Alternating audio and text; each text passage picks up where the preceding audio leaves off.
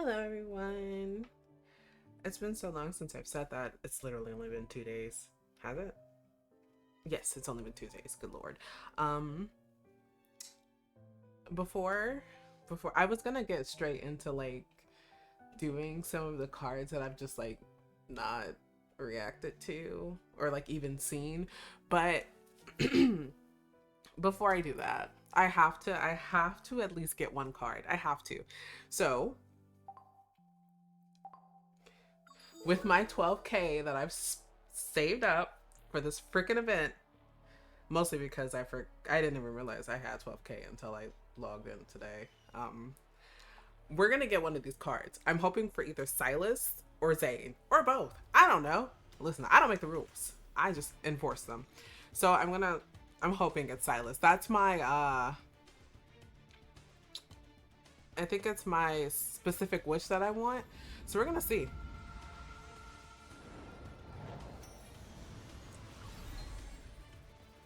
I have to at least get one. Otherwise, I will crash out. I'm so serious.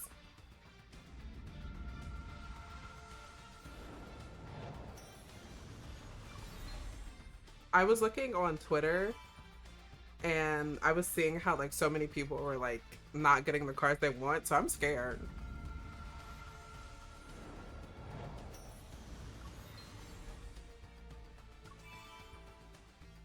I have 37 more pools. And then like I might have to buy. I don't know. We're gonna see. My goal is not to spend more than 50, but we'll see.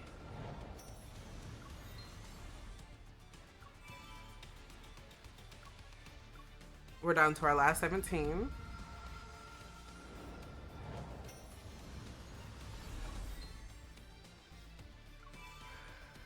They really make you. They really do. And that's irritating. All right. Are we not ready for this? I'm not ready for this. I'm not ready for this. Whew! Why am I so nervous? Oh my god.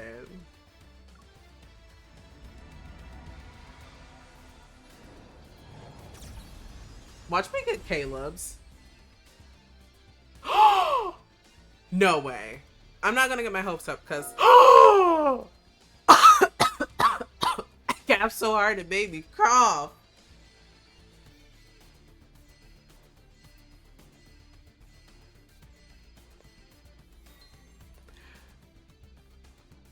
I want to scream, but I can't. I love that for me. I got the man that I wanted. Now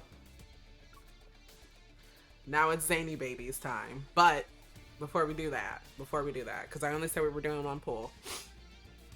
Now that I've successfully gotten one of the cards that I wanted, the card that I wanted, second to Zane's, I have a whole bunch of cards that I've just like not reacted to or like seen. I said this in the beginning, but it's so funny because like I've seen them and I'm just like, oh, I could watch that, but I just never did, even before I started streaming Love and Deep Space. So I honestly don't know how many cards I haven't looked at before. We're gonna find out together. I also want to preface saying that I don't know how long this stream's gonna be, just because again I am moving, so like packing, woohoo, not woohoo actually. So I'll try to make it as long as I can. I'm shooting for 2 hours, but if it's under that, then I hope you guys understand. But I'm gonna go with silvery polyphony first, because I did get that one, I think relatively easy. I didn't have to spend that much, honestly. And then once I got it, I was like, oh, okay, I'll watch it at some point. And I just like never watched it.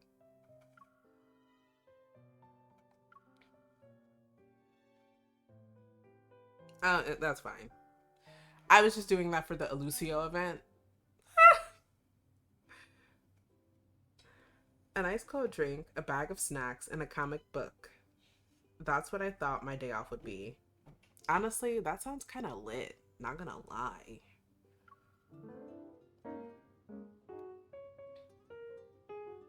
Instead, you hear Xavier. There's a piano upstairs. The vivid image of a dusty upright piano in Xavier's living room pops into my mind. My curiosity isn't new. Whenever we talk about the piano, Xavier starts acting suspicious. That's suspicious. Is it because in the past, I haven't done his myth either. So, like, I mean, I have it, but I haven't done it. And I didn't get the whole entire Lumiere one. So, forever upset about that. Hoping they do a rerun because I just need one more card. But I never got through all of it. So, like, my speculation on not doing this is maybe I played the piano in our previous life when I was just a regular schmegular girl. And then I became queen. I don't know. The piano? It belongs to the landlord. It was here when I moved in. Okay, hear me out, Xavier. Why would the landlord I can play, but put a piano in it's your been a while. apartment? Just asking. You want me to play a song? Maybe I should practice first. Then you can see me perform. This is better than it's cooking. Is Xavier finally practicing? I never saw him play the piano before. The comic book feels strangely dull in my hands. The random notes already create a different kind of anticipation.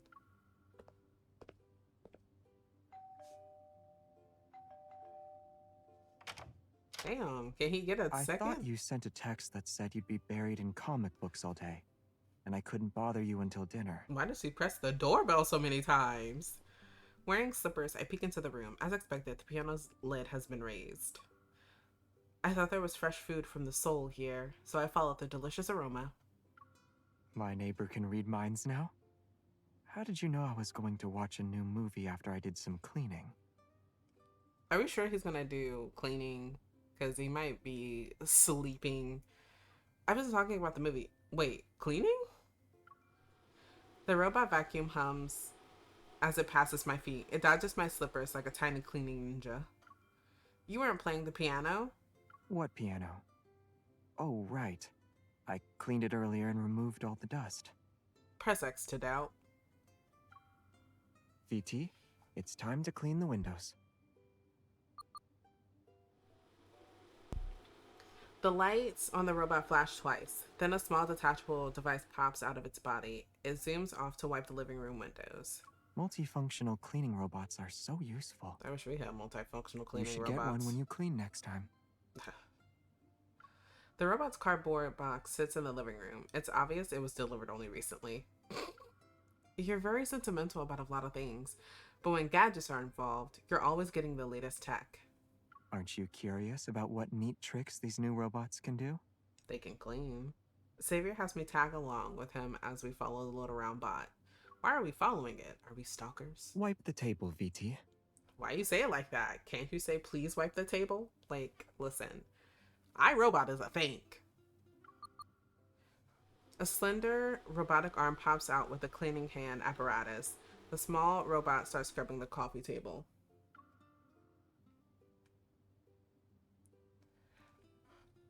Well, at least, you know, at least it's not gooning, I guess.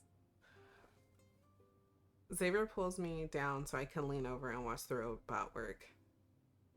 It has 18 different head apparatuses for cleaning. Isn't that cool? 18? Why does it...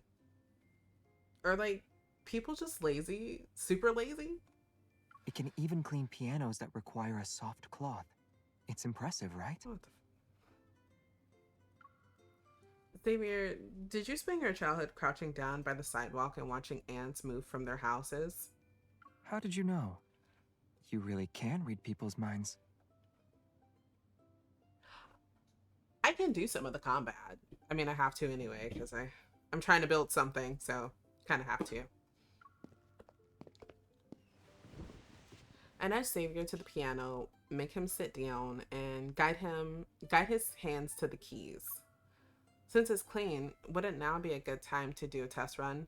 I'm just doing one of the various cards that I haven't actually reacted to. So this has nothing to do with the overall arching story. This is just kind of like a specific moment in time, if you will.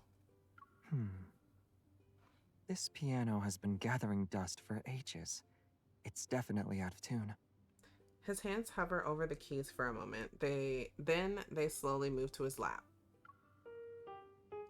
My doubt lingers. I play a few random keys. My ears don't lie. It's not out of tune. He just doesn't want to play the piano.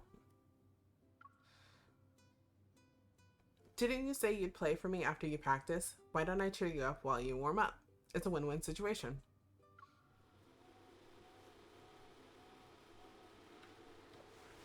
The robot vacuum lazily glides to the piano. Xavier takes my hand to make way for it. It needs to be tuned first. Otherwise, it'll sound weird. Let's go to the balcony.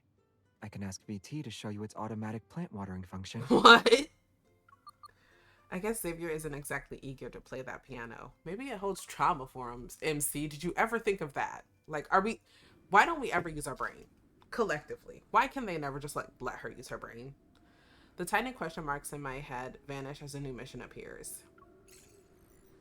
The data we've collected reveals that a large group of wanderers have appeared in No Hunt Zone number 19. We need you to investigate ASAP.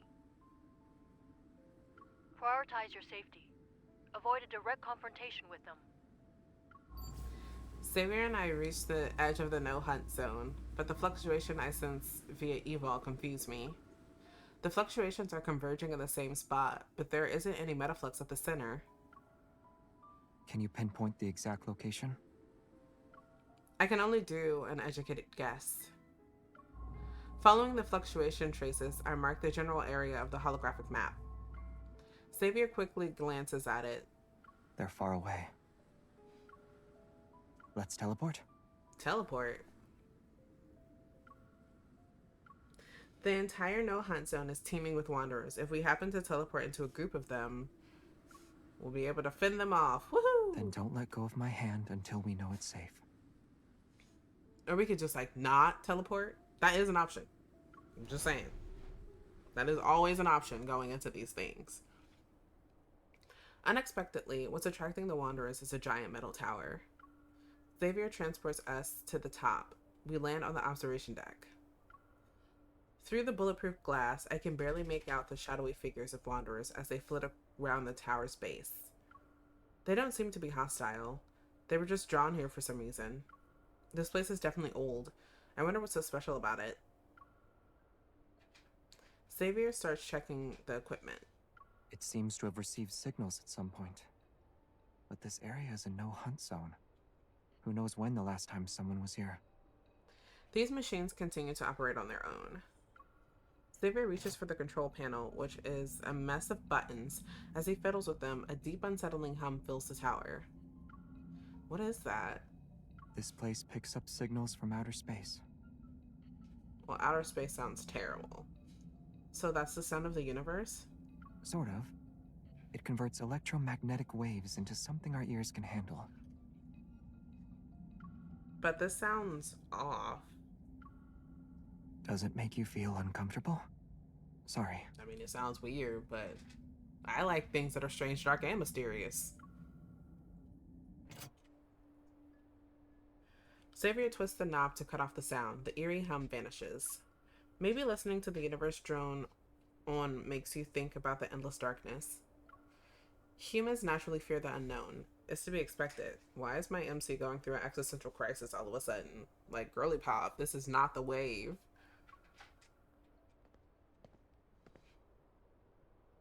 Xavier returns to my side. Not everything in the universe is a mystery.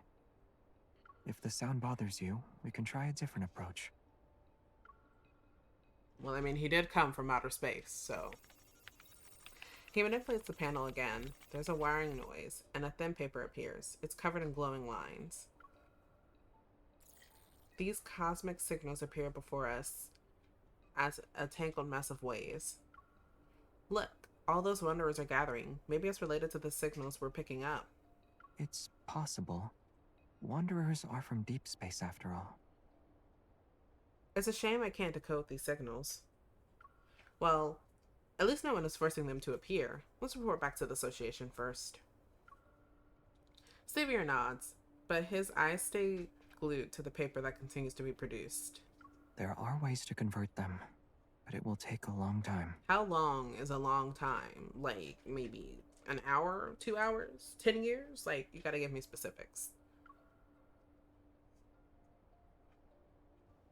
Because, like, I can wait an hour, but 10 years? Oh my god, I'll be dust. For the next few days, Xavier frequently goes outside. He keeps saying the signal is bad when I message him and that he'll call back later. That's horrific. A bad signal. Is he at the tower in the no hunt zone? There's only one way to find out. I remember him saying it'll take a long time. Is he trying to decode those cosmic signals on his own? I'd like to help, but I have no idea where to start. Shouldn't she just be able to, like, look? Or maybe not. Maybe she's not going to be able to look it up. To be honest, it's a little frustrating.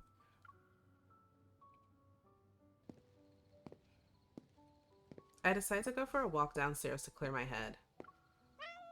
You're quite the prankster. Xavier? The neighborhood stray cat rubs itself against Xavier's ankles. Using its tail, it swipes at his shoe. Sorry. You won't be getting any treats tonight. You're asking the wrong person for food. Well, the right person is behind you. As he talks, he crouches down and gives the cat a good scratch behind the ears. When I bring the nice girl from the 5th floor with me next time, remember to play with her. The cat rolls onto its back. It playfully swats at Xavier's arm. The paper tucked under it are scent flying. You brat. I tiptoe closer and grab a sheet as it flutters to the ground. On the white paper, black music notes stare back at me. Did you sneak off to practice the piano? I got busted. It wasn't really that hard to bust you, Xavier. No offense. I thought you were stuck in the no hunt zone these past few days. Why? You said the signal was bad? It's probably not the best place to go in alone. You go alone all the time? The weight on my chest instantly disappears. I hold out the music sheet, but just as he reaches for it, I move it away from him. What should I do? I caught you red-handed, Xavier. Whether or not I keep the secret depends on your sincerity. A smile appears on Xavier's face. He reaches out and his fingers brush against my ear. He pinches my earlobe. Does this prove I'm being sincere? Pinching my earlobe? That's what people consider sincere nowadays? I guess there's another cat who wants some attention. Am I the cat? His warm fingers slowly trace a path from my earlobe to my cheek. I already took care of one. What does this cat want from me? My heart skips a beat and my cheeks feel hot. I can't help but grin. Then I point to the kitty that's still nearby. I don't think that one is satisfied. I pretend I have claws and gently scratch Xavier on the arm. This one isn't either. The amusement in his eyes become more evident. He takes this chance to hold my hand. Well then, looks like I need to bribe 2 cats. I'll start with this one first. I can be bribed with food. Or drinks. Or both. I don't know. Woo me. We enter the store and a vibrant display of seasonal produce serves as a feast for the eyes. It also whets our appetites. Will this bribe work? Is it Pocky? I'm willing to do a taste test or two.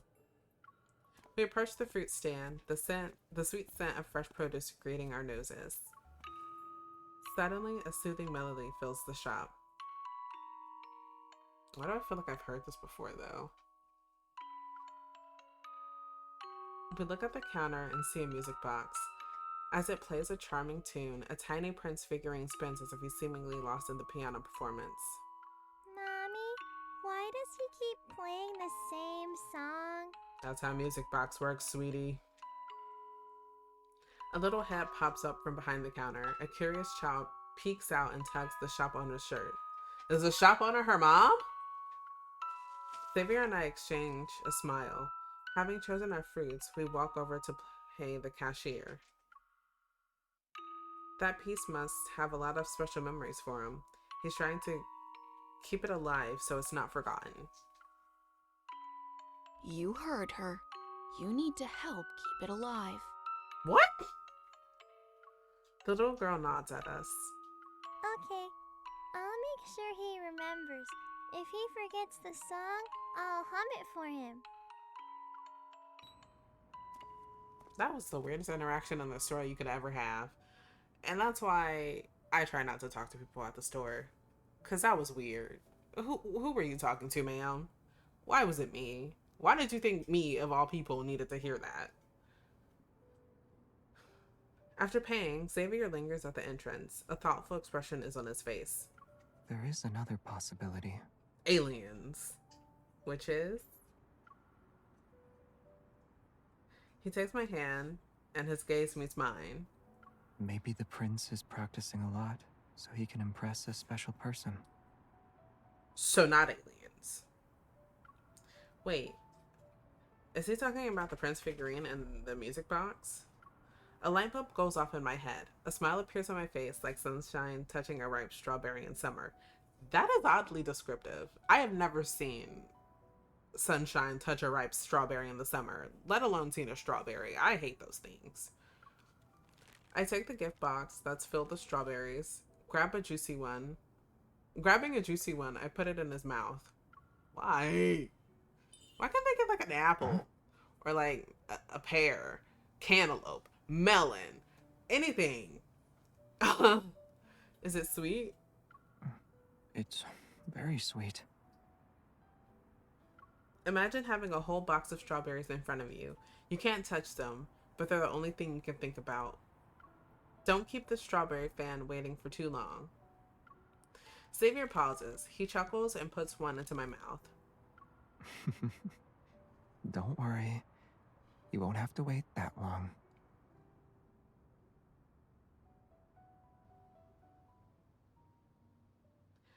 A delivery arrives on my doorstep the next day. Is it strawberries? The sender's address is for a private music hall in Lincoln. It's called This Shore, and in the box there's only one ticket. Is he going to play the piano for me there? A formal concert by Xavier, huh? That's a first. I will say, I don't like how in certain instances the MC is super pushy. Like, you just can't always be pushy when you want answers. And I get it. That's probably how she's lived up until now, but it's like, it's so icky whenever she like tries to force them to do stuff for her, or like do stuff they're obviously not comfortable with. Like, they'll take it at their own pace, sweetie. Just calm down. I arrive at the shore. The lobby is empty except for one young man at the front desk. Welcome to this shore. The performance is about to begin. Please head inside. How much money does Xavier have? Like, how much money do you need to rent out a music store? The staff takes my ticket with a polite smile and gestures to the concert hall. Once I'm inside, the doors of the hall close behind me with a thud. Darkness envelops my vision for a moment. My eyes soon adjust to the dim, intimate setting of the concert hall. Empty seats surround me. They cast long shadows under the subdued lighting. I'm delighted I could share my music with you this evening. Oh, he looks spiffy. The stage's spotlight shines down on a familiar figure. I never thought I'd see you like this. I imagined this scene so many times in my head.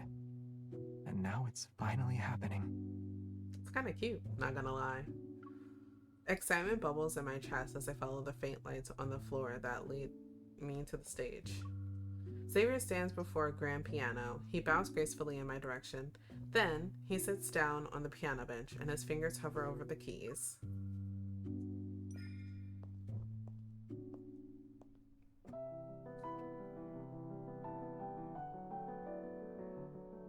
Honestly, scenery, 10 out of 10.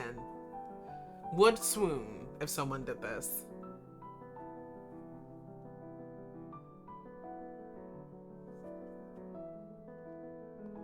He's so soft. He reminds me of Cloud so much, and I think that's why I like Xavier as much as I do, because he's like Cloud, but if Cloud I didn't hope have I so much didn't trauma. disappoint my one and only listener. Not saying that Xavier doesn't have trauma. I'm just saying like maybe like That's because not it's as an much echo trauma from as the Cloud. cosmos.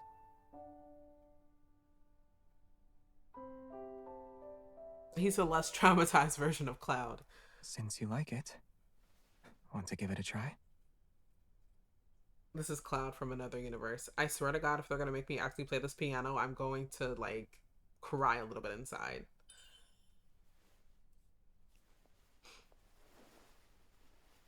Can I just randomly press keys, please? I'm begging at this point. Oh my God, they're making me do it.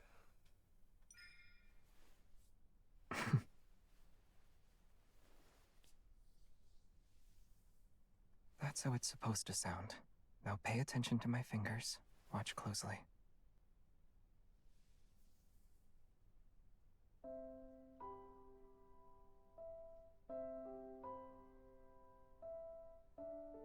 Not everyone traverses the universe's starry sea in search of echoes. Likewise,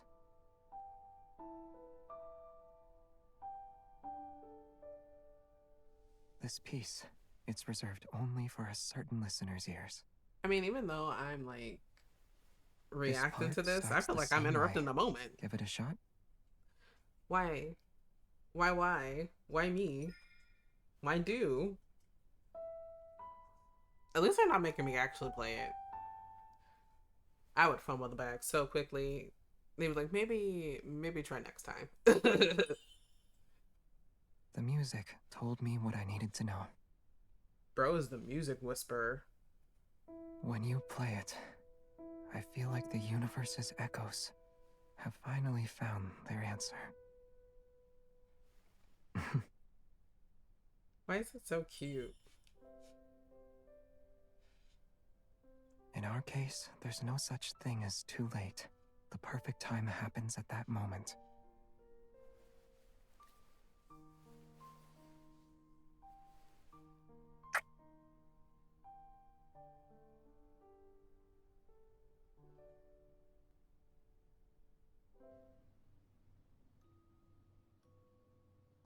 The private concert ends, but a melody lingers in the air. Is it the echo? I was expecting a more casual performance at your house. I didn't expect it to be grand. I'm always happy to play for you when we're home. But you said the piano was out of tune and that you need to tune it. I'll give you a warning in advance, though. Your upstairs neighbor might be too noisy. I mean, this is why this all happened in the first place, because you were playing the piano and I was like, whoa, that's a piano. And I was like, whoa, Xavier has a piano. Xavier playing the piano? And then I went upstairs and he was like, I'm playing the piano. I was like, okay. You said you're rusty, but you played really well today. That's because it's been a while since I've heard this song.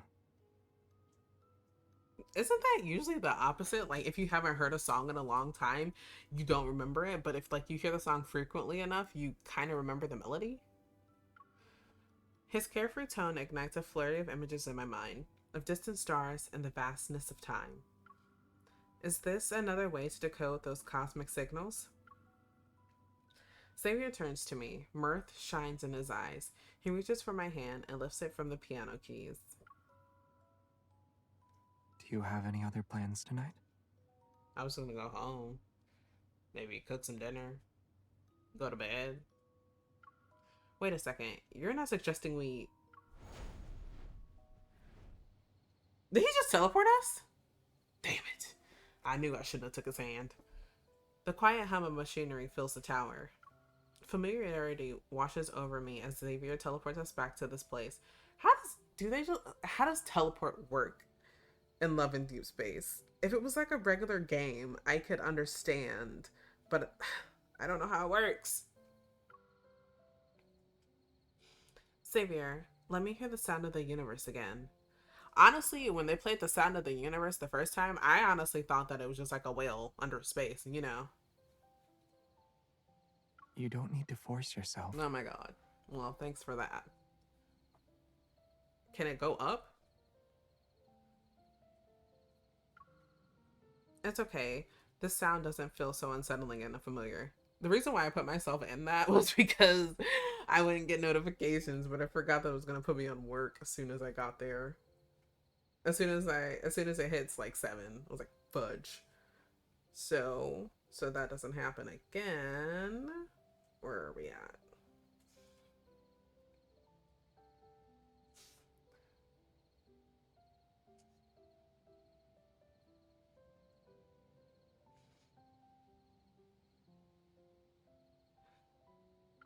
I wonder if it's because it's also an echo from interstellar space.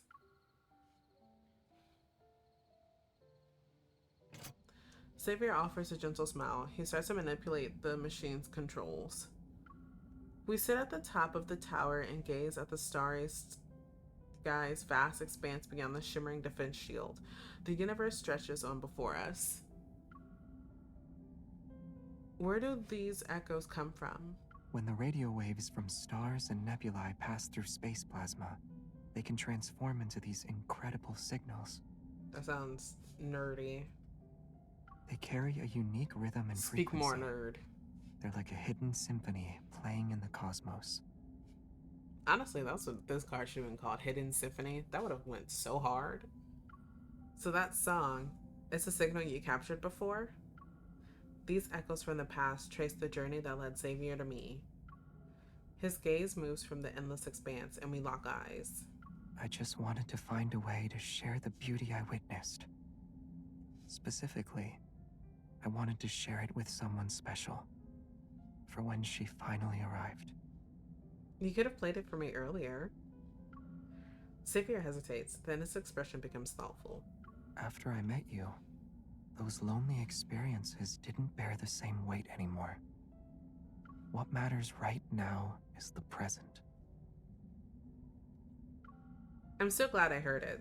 It felt like a glimpse into your past. I got to see you in a different light. Honestly, I'd rather hear the song we create from tonight's signals. Do we get this outfit? I don't really check for the outfits because they cost real money.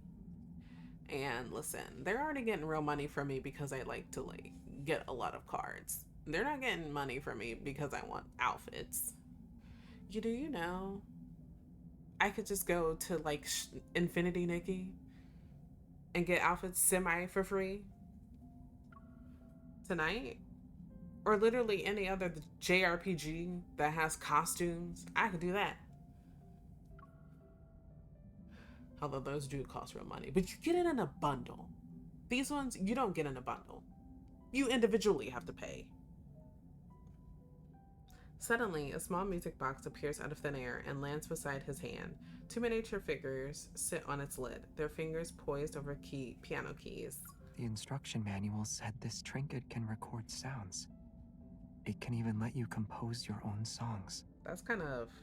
Modern technology lit. is always finding new things in its innovation.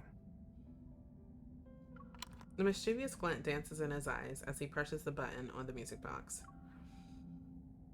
The echoes of the universe, bouncing from tower to tower, are captured by the tiny music box. A moment passes, and it transforms the captured sound into a brave new sound. The 2 miniature figures play it over and over again. Xavier, I bet the melody is even more beautiful and touching. My gut says it's a happy one. But I hope this song isn't trapped inside a music box. Cosmic signals can take on many forms. They can be waves, unknown hums, or even familiar melodies we hold on to. I slowly reach for his hand. I want these hands to remember it.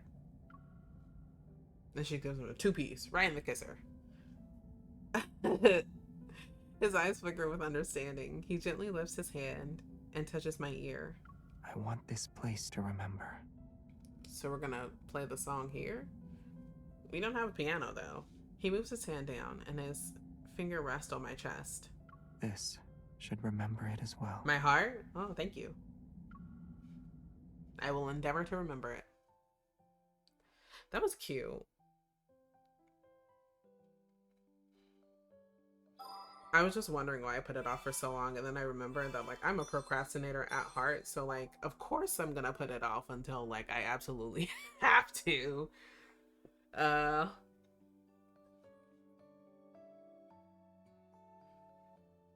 You know what's so funny about this card is that I didn't think that I was gonna get it, and so I was like, I guess I might as well go to YouTube and watch it. And then I pulled because I think I wanted Zane's card, and then I got this one. I was like, well, I've already watched the card. There's no reason to do it. So I don't know if I'm ever gonna react to this one, actually. And I got this one so long ago. I don't even remember what fucking event this was for, but I got like Zane and Silas's. Was Silas out when this came out? I think so. Yeah, Zane, Silas's, and Xavier's, and I just like never bothered to react to it. It sounds horrible.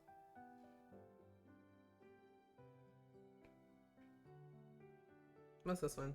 Oh. You know what? Usually when I go for these things, when I go for like the event ones, when they're like quad banners, well, it's not quad anymore. It's 5 people in a banner. I usually go for like Xavier, Zane, and Silas. But like Xavier's this round just doesn't do it for me. I don't know what it is. I was like, wait, did I get? Let me see. No, I have to do another one to get the hairstyle. Okay. Well, I mean, listen, since we're already here, we might as well just do one pull. I can guarantee that I'm not going to get him. You know, this whole entire time, I did not know that you could transfer your cards. I mean, not your cards, your diamonds into 5-star cards. I didn't know that. For these things. These things right here. These ones, yeah, these Deepspace Somehow. I didn't know you could do that. Until I literally watched someone. I was like, oh. And I was like, I'm not doing that. Let's see what we don't get. You know, back when like it was early, I had insane luck.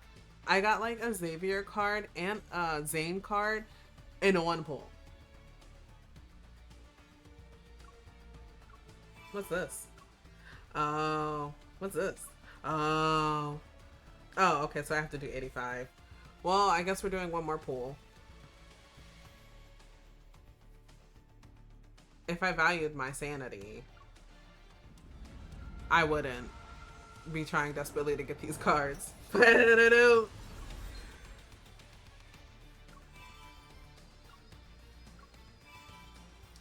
I think at 200 pulls, they're just like, here, take one, peasant. It's like, oh, yeah, I'm the peasant, but yeah, I'm lining your pockets. Make it make sense. Anyway.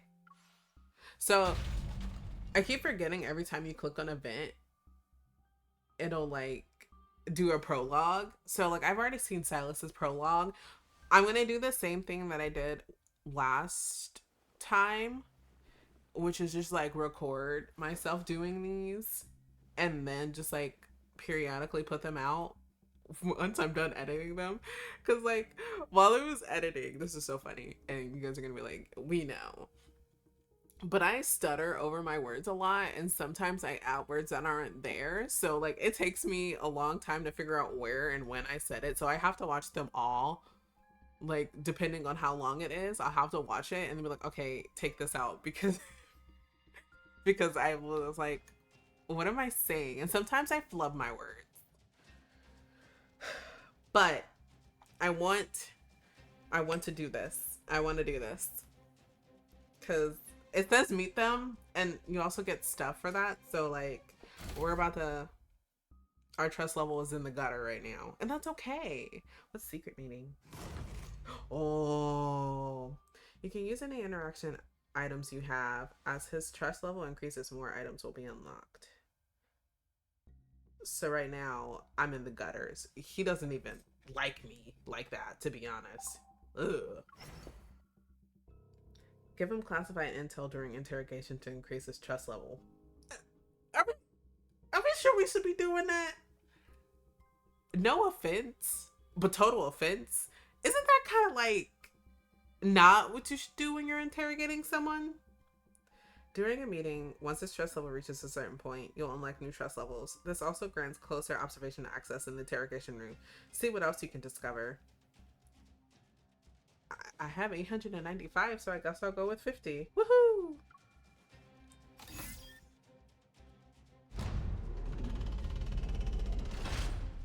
Remember what I taught you.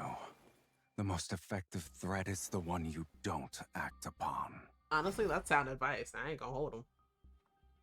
Because, like, what am I gonna hold him for? He's so right for that.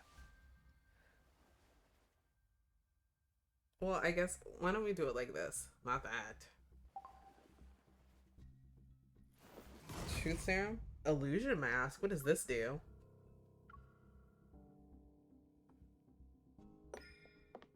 Are we sure we should be going in here with him? What do you see? You. Why do you ask? Oh my god. Not him trying to riz me while he's in prison. Good lord. What if I said this mask shows you the person you hold most dear? Any thoughts? Comments? Questions? Concerns? Since you've said that, I'm curious about who you see. My dog. Who do you want me to see? Back If up, it's sir. me, I'll be happy. Again, I just don't And think. if it's not, I'll just replace them. Why is that kind of hot? Oh my god. Hello? Am I the problem?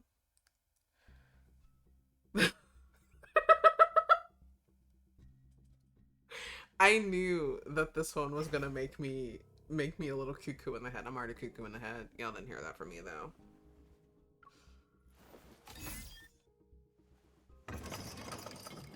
Oh. Conscience. I don't waste my time on meaningless luxuries like that. Whoever they have for Silas's VA cooks so hard. And I love it. I love it. It's my favorite thing in the whole entire world. A mysterious novel? Does he read Twilight as well? I'm just asking. He might. That might be one of his pastimes. I'm not gonna dig on him. Life after becoming a mafia boss. Why do you have that look on your face? Because you're a mafia boss? Do you want me to read this book? Or are you hoping I'll help make your dream of becoming a mafia boss a reality? I mean, listen, whatever works.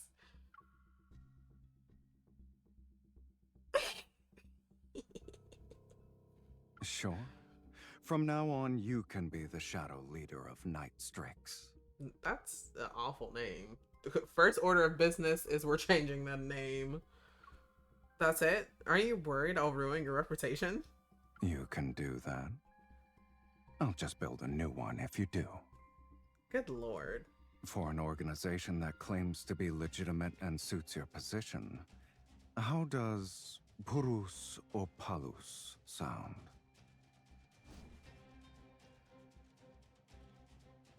Why didn't they just say it wasn't a mysterious novel?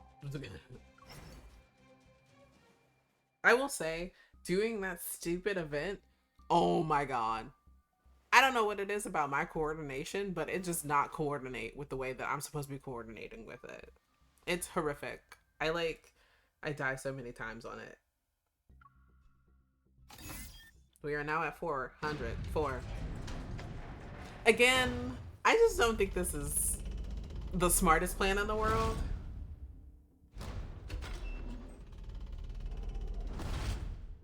Did you have fun? All right then. Let's put an end to this charade. Again, I just don't think this is a really good idea. Like, maybe still keep them locked up, but like turn them around. I'm just saying, like, there are things, okay?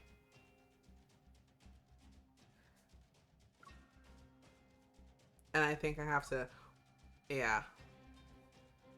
Oh, so this is how we're doing it.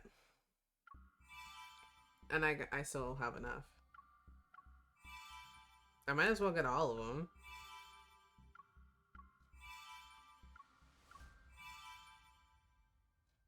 Okay. Which one are we thinking? Cause like, I'm thinking about the snare, but the relay? Okay, I'm gonna close my eyes and then I'm just gonna randomly pick one. Not that you guys can see that I closed my eyes. Which one? Oh, I picked the command relay.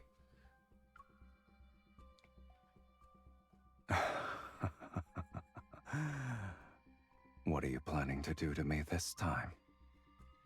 Shouldn't he still be locked? I guess you know what? I'm gonna stop saying stuff because like she just does not have. Excuse me? Silas, do your best impression of a cute small animal. Oh my god. What kind of odd request is this? She. All right then.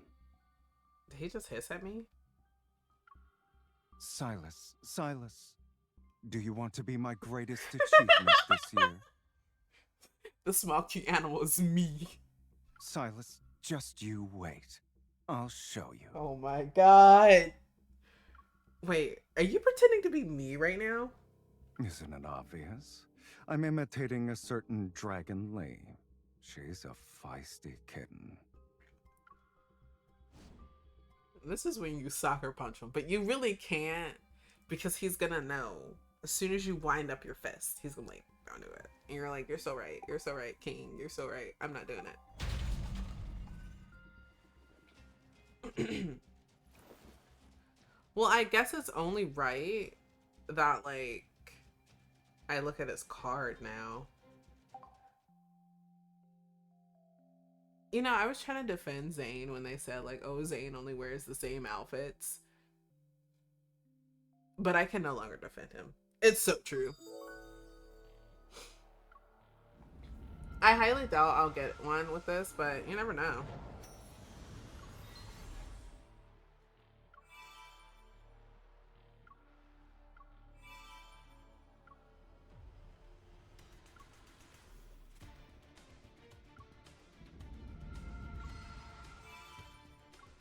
There was one time that I got one and I was just doing one pulls and I was like, oh.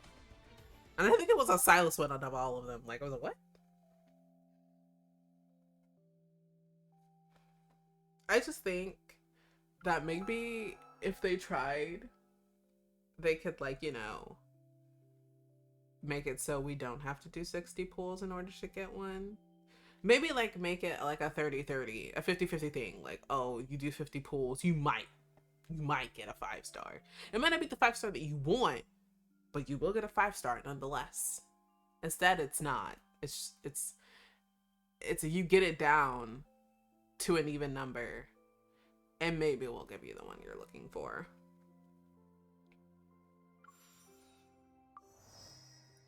Sucks to suck.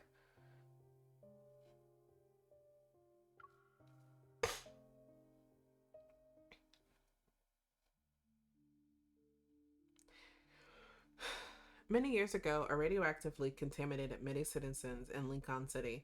It transformed them into predators. These individuals have an increased tendency for violence. As the predator population grew, the crime rate soared year after year. The lives of the innocent became as fleeting as autumn leaves. This city, filled with corrupt officials and intricate power struggles, became as fragile as an egg on the edge of a cliff over time. Many have pinned their hope for salvation on the upcoming mayoral election. Mayoral. What did I say? Among the candidates, a young contender had a major lead in the poll. They promised to deal with the predator crisis. However, this candidate only recently escaped an assassination attempt by Tartarus, who's an SS class predator. Good lord. Is it me? It's been a little over a week since the arrest, and your department already sentenced 3 or 4 people. I heard about you. You handled a few predator-related cases over the years. Thank you.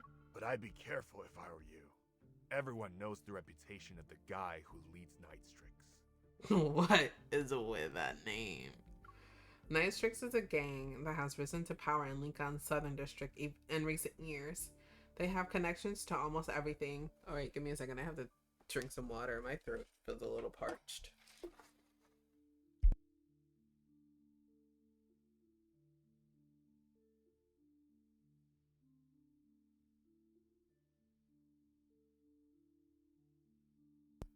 I feel rejuvenated. From weapons and intel to various contraband, even satellite hacking, Nightstrix can provide anything so long as the price is right. Like the game show? The chatty guard finally comes to a stop in front of a cell. Our short walk has ended. Thank you, sir. I can take it from here. The guard sheepishly retreats. I head deeper into the corridor. Special access verified. Please enter. The mayoral election has various factions on edge. The Lincoln City Bureau of Investigation, or LCBI, is determined to capture Tartarus and prevent more incidents from occurring. Are they sure they can do that? I mean, they have him in prison right now, but who's to say that they're like, that he's not gonna get out, that he's just playing with them, that he's just like, you think you have me, but you don't. Information about Tartarus is very limited, but a credible source suggests the leader of Nightstrix might have some leads.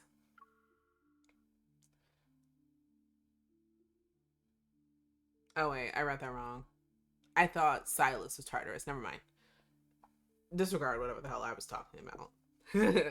Consequently, the LCBI managed to find a charge serious enough to justify incarcerating this gang leader. His movements are basically restricted.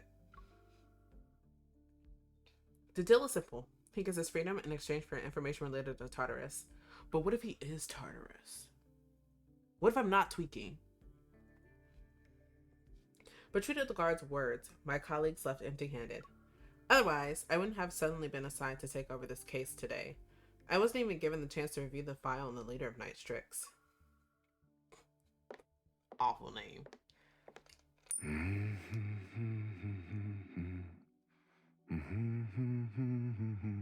They just let him wear random clothes? At the end of the corridor is the last cell. Inside is his leader of the Nightstrix. His back is turned to me, but he exudes a nonchalant air. I didn't know that I had to press it. I was just wondering if they were gonna like make him turn around or something like that. Otherwise, we would have been here all day listening to him hum. That voice sounds familiar. What if it is? What is with this music? Oh, the LCBI sent a new face. Silas? Long time no see. I take a step forward, unable to believe my eyes. His fate has been unknown for years, yet here he is in the flesh. No, like seriously, what is with this music? This is an interrogation. I don't know what type of interrogating they're doing though. You're the leader of Nightstrix? Are you okay? Years ago, this person who had been a constant presence in my life vanished without a trace overnight. Oh, anyway. I can't believe we're seeing each other again like this. I'm shocked. As my heart races, a flood of questions rushes to the forefront of my mind. What if he doesn't remember her? I thought you... This is how you greet your suspects, Miss Enforcer? I was right. I don't think they remember her. The word enforcer brings me back to reality. Aware that this isn't a place for reunions, I push the shock of meeting Silas again to the back of my mind. I brace myself. I'm here on behalf of the LCBI. I hope you're willing to assist me with my work. Can you tell us anything about Tartarus, the SS-class predator? Having information and choosing to share it are two different things. That is very true. He glances at the badge on my chest. Special Enforcer. You look good in that uniform. Thank you. Even behind bars, you have quite the commanding presence. I thought you'd say you missed me after all this time. Or that you were worried about me at least. I mean, to be fair, she was about to ask you a whole bunch of questions, and then you were like, is this how they treat suspects during an interrogation? So, like, what was she supposed to do? She had to go back into professional mode. You took her out of unprofessional mode. Thank you very much. Distant memories stir, and I move closer to the iron bars that separate us. I whisper to him. What are you going to whisper? Silas, I was really worried about you. Silas' index finger passes the bars of the cage. Slowly, he purposely straightens my enforcer badge. Was it to the point where you'd clean out the safe? Damn. He really caught her. He caught her in her lie. I first met Silas during a predator attack years ago. Back then, I wasn't an enforcer in the Northern District. I was just a kid struggling to survive on the streets in the Southern District. I wasn't alone. In this chaotic, dangerous area of the city, there were others like me. One day, we'd be fighting tooth and nail over a piece of bread from a trash can, and the next day, we could all die at the hands of a predator.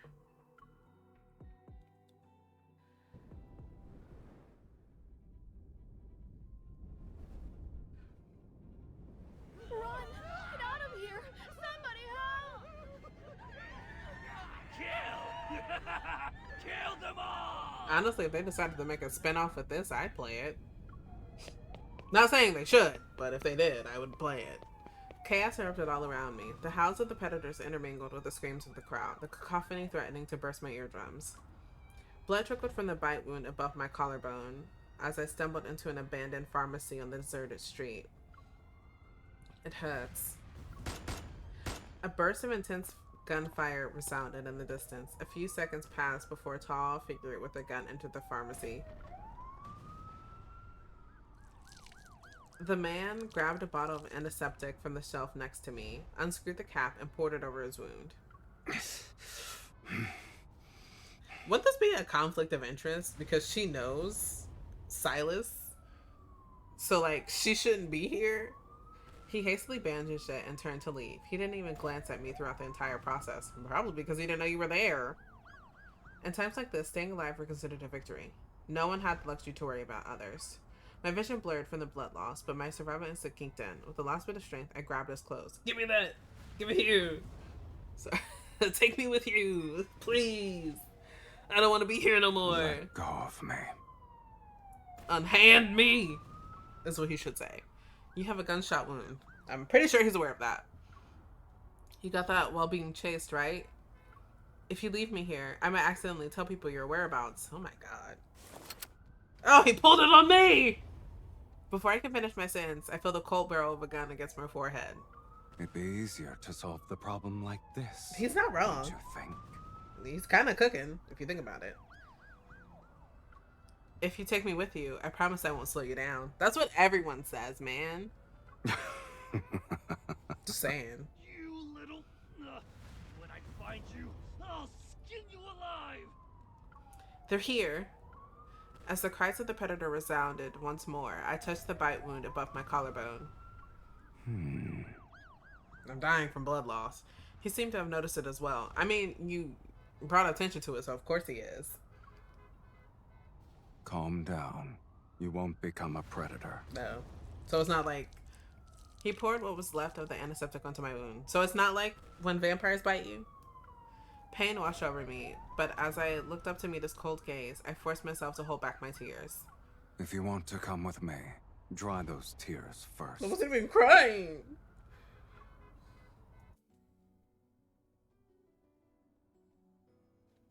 Silas was an assassin. He was as lethal as he is notorious. And as he said, I didn't turn into a monster. I sometimes wondered if that was why Silas saved me. He said my immunity would be a secret. No one else was discovered to be immune. And I didn't want to end up as someone's lab rat in their quest for a cure. So it's like The Last of Us. Because, like, Ellie was immune to being bitten by a zombie. I'm immune to being bitten by a predator. I mean, listen, we got a lot of things in common.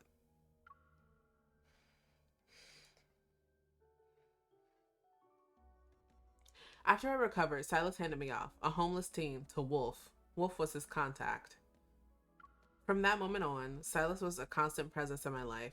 Sometimes he stopped by to do business. Other times, I delivered modified weapons to him on Wolf's behalf. I noticed that aside from his usual job, Silas occasionally disappeared for a while. When he showed up again, he'd be injured. I couldn't help but wonder what kind of opponent was powerful enough to injure the most feared assassin in the Southern District. Maybe... no.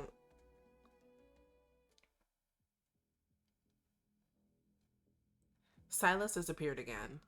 A few days earlier, Wolf left for a delivery. We quickly lost contact with each other. From the second floor, I peered through a gap in the curtains. I kept an eye on the watchers who showed up a couple of days ago. They lurked in the shadows, and their intentions weren't obvious.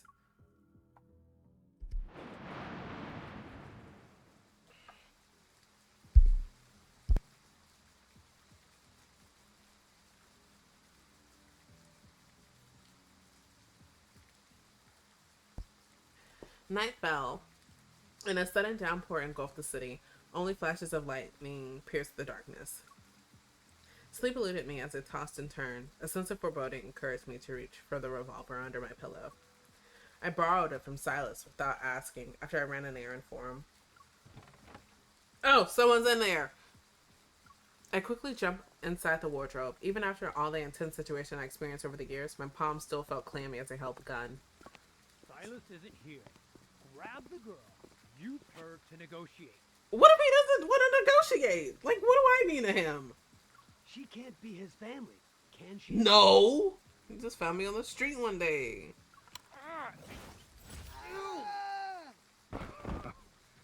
Fools. Oh. Hi, Silas. The commotion outside quickly disappeared. A few seconds passed and the wardrobe door was yanked open. Way to give my position away, damn.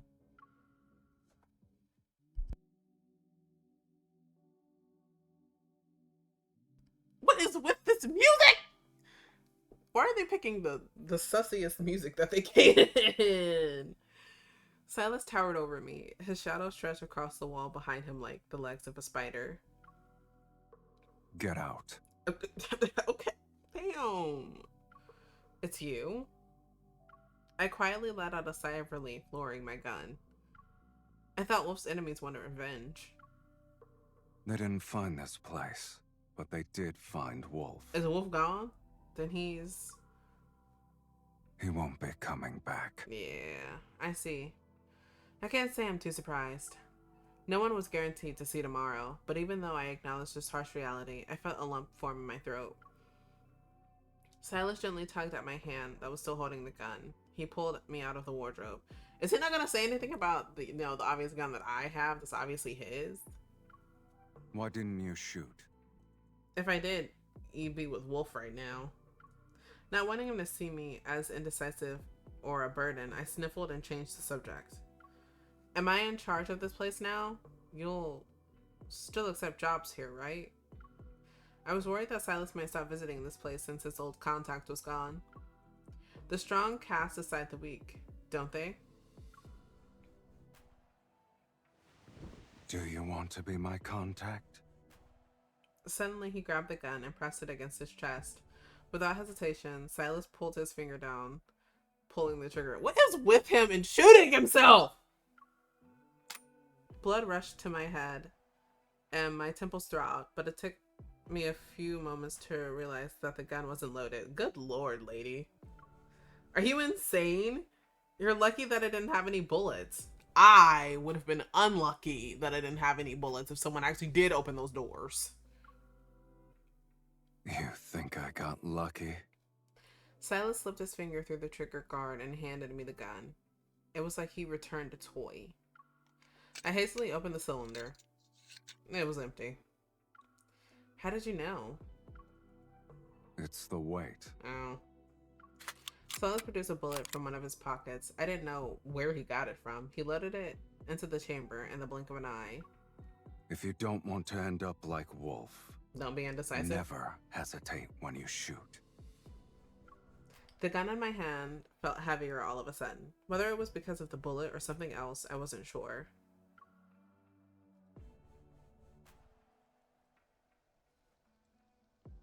At midnight, another group of watchers closed in on us. Maybe y'all should, like... find another place. No offense. This place has been compromised. You gotta find somewhere else to go. When Silas emerged from Wolf's dilapidated house, the rain washed away the blood from his hands. Were they also your enemies? He opened the car door and glanced at me as I was in the back seat. He didn't answer my question.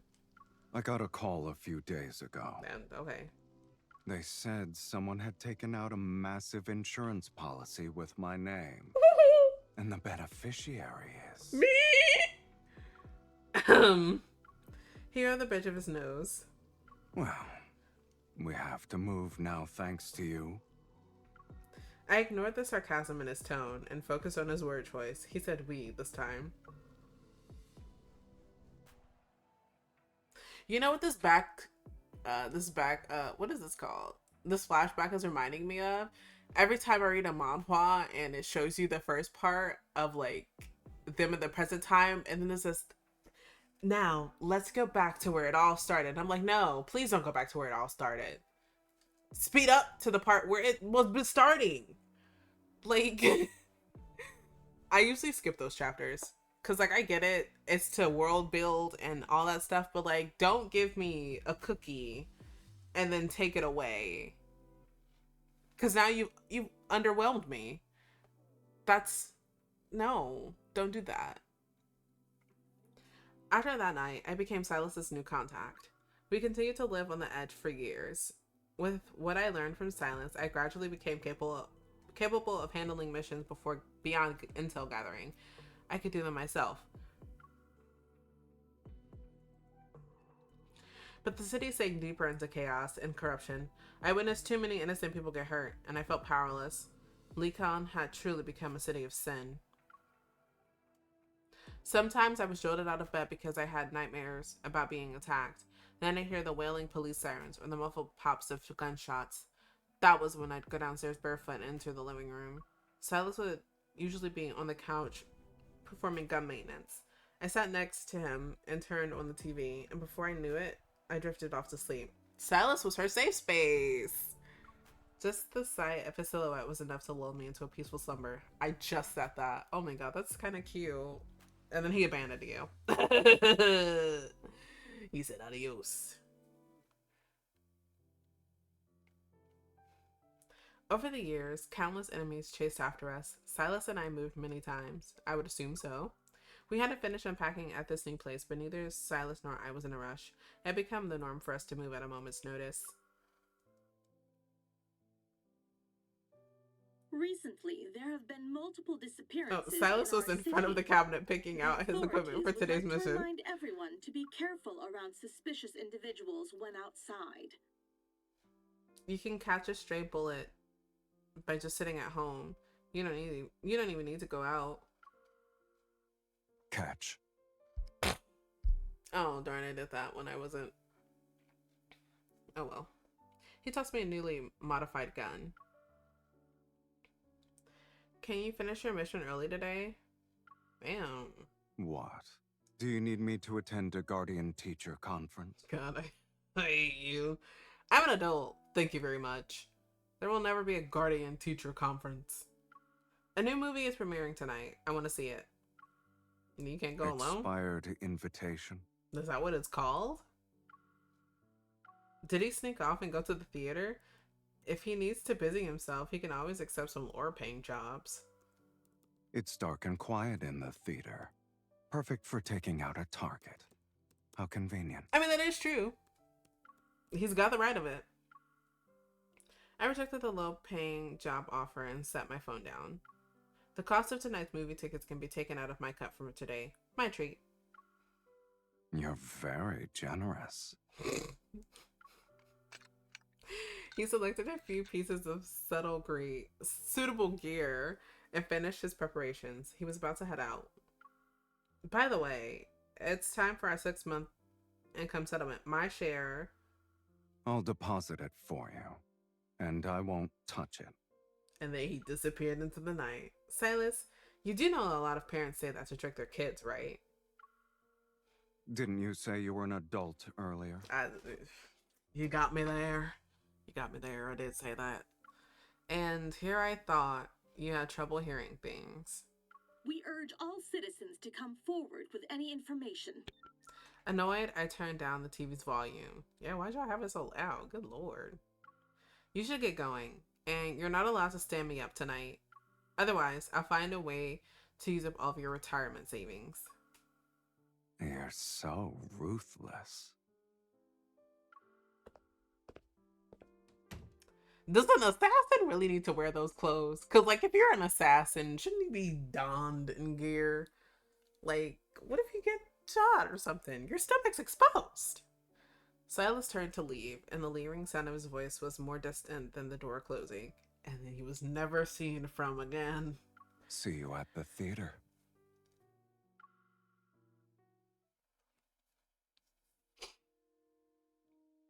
I heard countless piercing sirens echoing from the other side of the city that night. I couldn't tell if it was my nightmare or Lincoln.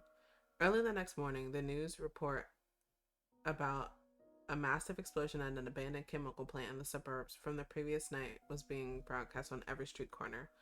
Silas never came back either. I was genuinely joking about him, like, not coming back. Did he leave me? Or maybe someone erased him from the city?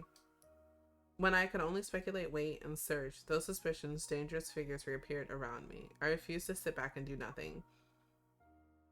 I moved to the Northern District and hid my identity to become an enforcer. With the resources this position provided, I might have a better shot at finding Silas. But I soon realized the Northern District wasn't a paradise. People were more complex and corrupt here than where I grew up. Even as an enforcer, there was still so much I couldn't change, all because I lacked the strength. At some point, the idea of leaving the city began to take root in my mind. But just as it became more apparent, Silas reappeared out of nowhere. That was the longest backstory in history. Like, good lord. I felt tired just reading that. And I've taken like 3 naps. My thoughts snapped back to reality. Silas is officially the prisoner I'm supposed to be interrogating. That is true. I clear my throat and attempt to get the conversation back on track. Let's return to the matter at hand. The LCBI needs you to provide information about Tartarus. The footsteps grow louder as they approach. It's the same guard from earlier. He's suddenly rushing towards us. I just received orders from the warden. You're free to go, sir. We prepared all your personal belongings, sir. You can take them with you. It quickly dawns on me that maybe this imprisonment is part of his elaborate plan. Thank you for the pickup service, Miss Enforcer. Excuse me? Why do I feel like I just got duped? Behind us, the heavy iron gate of the prison slowly creaks shut.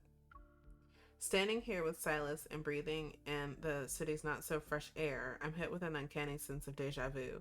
It's as if we've been transported to the past. I received a belated message from the LCBI. Silas had been released without charges. Apparently, he pulled some strings via unknown connections. Of course. So, was it intentional? Or was I lucky to be assigned as your interrogator? The prison gate isn't exactly the ideal spot for this conversation. His evasive attitude is enough of an answer. It's clear he had this planned out since the beginning and kept me in the dark. Fuming, I turn on my heel and march to the parking lot. With his long strides, Silas easily keeps up with me. You can't even be angry. It's just like a toddler having a tantrum. That's horrific. Where are you going? I'm going to my car, in which you are not invited to. I failed my mission. Obviously, I'm heading home. And I'm clearly not important enough for this. Why don't you ask our bureau chief to escort you out of prison? Is he gonna sweep me off my feet? Having entered the parking lot, I yank open the car door, and before I can even react, Silas smoothly slides into the passenger seat, as if it's the most natural thing in the world. And that's when, see, you never unlock your car. You unlock your side of the car, so if they think that they can get in your car, they can't get into it because that side's locked. And then you just peel out. Do a little donut, and then peel out. Why are you in my car? It's been years. I thought we could catch up. You can catch up with a hot dog, but not me. Sure. Why don't I take a quick tour to the LCBI? We can catch up there instead. Out of the frying pan and into the fire. You don't waste time, huh? If we're talking about predators, the most dangerous one is sitting next to me. He turns his head to give me a sidelong glance. I tighten my grip on the steering wheel and slam my foot on the accelerator. Wait a minute, don't recklessly drive now, girl. Listen, I understand you're upset. But safe driving. Do you care whether or not I'm alive? I mean, at this present moment in time, no. Come on, we're still on the same side. I don't even know what side that is, to be honest. To think that he's been quietly climbing the ranks to become a leader this whole time. Meanwhile, I thought he was dead. And he stood her up! And she clearly said, don't stand me up. A knot of anger tightens in my chest. So you can get to the car. You can have the car. I'll walk. But I feel like Silas is the petty person. He was like, oh yeah, I'll walk with you. So you can't get away even if you wanted to, honestly. Really? I must have missed the part where you still consider me as one of your own. Then let me rephrase that. You're my former ally. Damn. My ally not only cleaned out my safe, but also bought me a massive life insurance policy. You got me there. You're the one who vanished without a word and left me wondering if you were even alive. I had to plan for my future somehow. But if you help me catch Tartarus this time, I'm not greedy. Why don't we split it 50-50 like before? What do you think? After a fleeting moment of silence, Silas's face relaxes. A familiar nonchalant smile reappears. Well then, the protege has now outshone her master. And to be fair, he did leave her high and dry, so like, I understand, girlie, 100%. Is he in my house? The train rumbles past outside like an irritable monster, making my tiny apartment tremble in its wake. Steam billows from the bathroom as Silas, looking fresh and clean, stands by the window. He glances outside briefly before turning his attention back to the room. Why is he in my house? Put him up in a hotel or something, sister. I stand by the door and wait for him to break the silence. The view here is pretty nice. Yeah, a vantage point at this height is excellent. You can see every movement outside. It's a defensive stronghold, easy to defend, hard to attack, and offers a quick escape route. I see you've retained what I taught you. After you abandoned me. But I meant to say that this place is on the outskirts of the Northern District. We're not far from the main bridge, so you can see the Southern District from here. We can't see the place we used to live in from this spot. I have a whirlwind of questions about the time Silas was away, and there's so much I needed to know. What happened? Why didn't you come back? Straight to the point. I thought you'd work your way there with some small talk first. Absolutely not. Silas turns and leans against the edge of the sink. I was ambushed by Ever's lapdogs. Damn, Ever's here too. Ever? I didn't expect that, but it makes sense for some reason. It's surprising that anyone could successfully ambush Silas, but if it's Ever, they could do it. This business conglomerate initially started out in biotech. Now they're an innovative group that has changed people's daily lives. Behind the scenes, Ever has been pulling the strings at City Hall for their hidden agenda. The current mayor is nothing more than their puppet. Over the years, I used my position to secretly gather a substantial amount of evidence against them. One of the crucial pieces proves that the contamination, which has been plaguing Lincoln for years, is Ever's doing. However, as Ever's spokesperson, the current mayor still has a high chance of being reelected. Unless I'm certain the evidence can decisively bring down Ever, I won't reveal it so easily. But when did you get on their bad side? As soon as the words left my lips, fragments of a distant memory suddenly flashed through my mind. When we first met, Silas was already being hunted. That is true. You can say we're old friends. So, the people who used to show up around us, they were Ever's agents this whole time. But as time passed, they added another target to their list. Which is me. After years of searching, Ever finally identified a person who's immune to the predators. Which is me. Silas wipes the condensation from the mirror. Then he reaches out to open my collar. A faint scar sits above my collarbone. And the one and only Ever has been relentlessly looking for you. And then they discover the pesky guy who's been hanging around you is their old nemesis. The greatest profit comes when you control both the poison and its antidote. That's why Ever needed to eliminate Silas first. That explosion at the abandoned chemical plant that shook the entire city, it was your doing, right? Sometimes the best defense is a well-timed offense. The location happened to be Ever's most important biochemical laboratory in Lincoln. I should have known he wouldn't just sit back and tolerate it. Avenging every grievance is more his style. However, I learned they were conducting modification experiments there. Did Ever do something to you? No. Yes. Silas's expression remains unfazed, as if the infamous explosion is barely worth mentioning. If you were alive this whole time, then why didn't you come find me? You couldn't even get a good night's sleep in the Southern District. Now you're with the LCBI. Isn't it better? I would say Girly is not using her brain. That's what I have to say every time I play this. But like, okay, we have facts, right? One fact, Ever knows that we are immune to being bitten by a predator. Two facts, Ever knows that Silas, their old nemesis, was hanging around me. Three facts, they tried to get rid of Silas by, taking him out of the game permanently. Four facts, they don't know exactly what we look like. They just know that we're immune. So we put all of that together. If they, again, happen to find Silas with us, not only will they try to get rid of two birds with one stone, which is getting Silas out of the picture, and, I don't know, taking him out of the game permanently, but they would also have us. Are we hearing what I'm saying right now?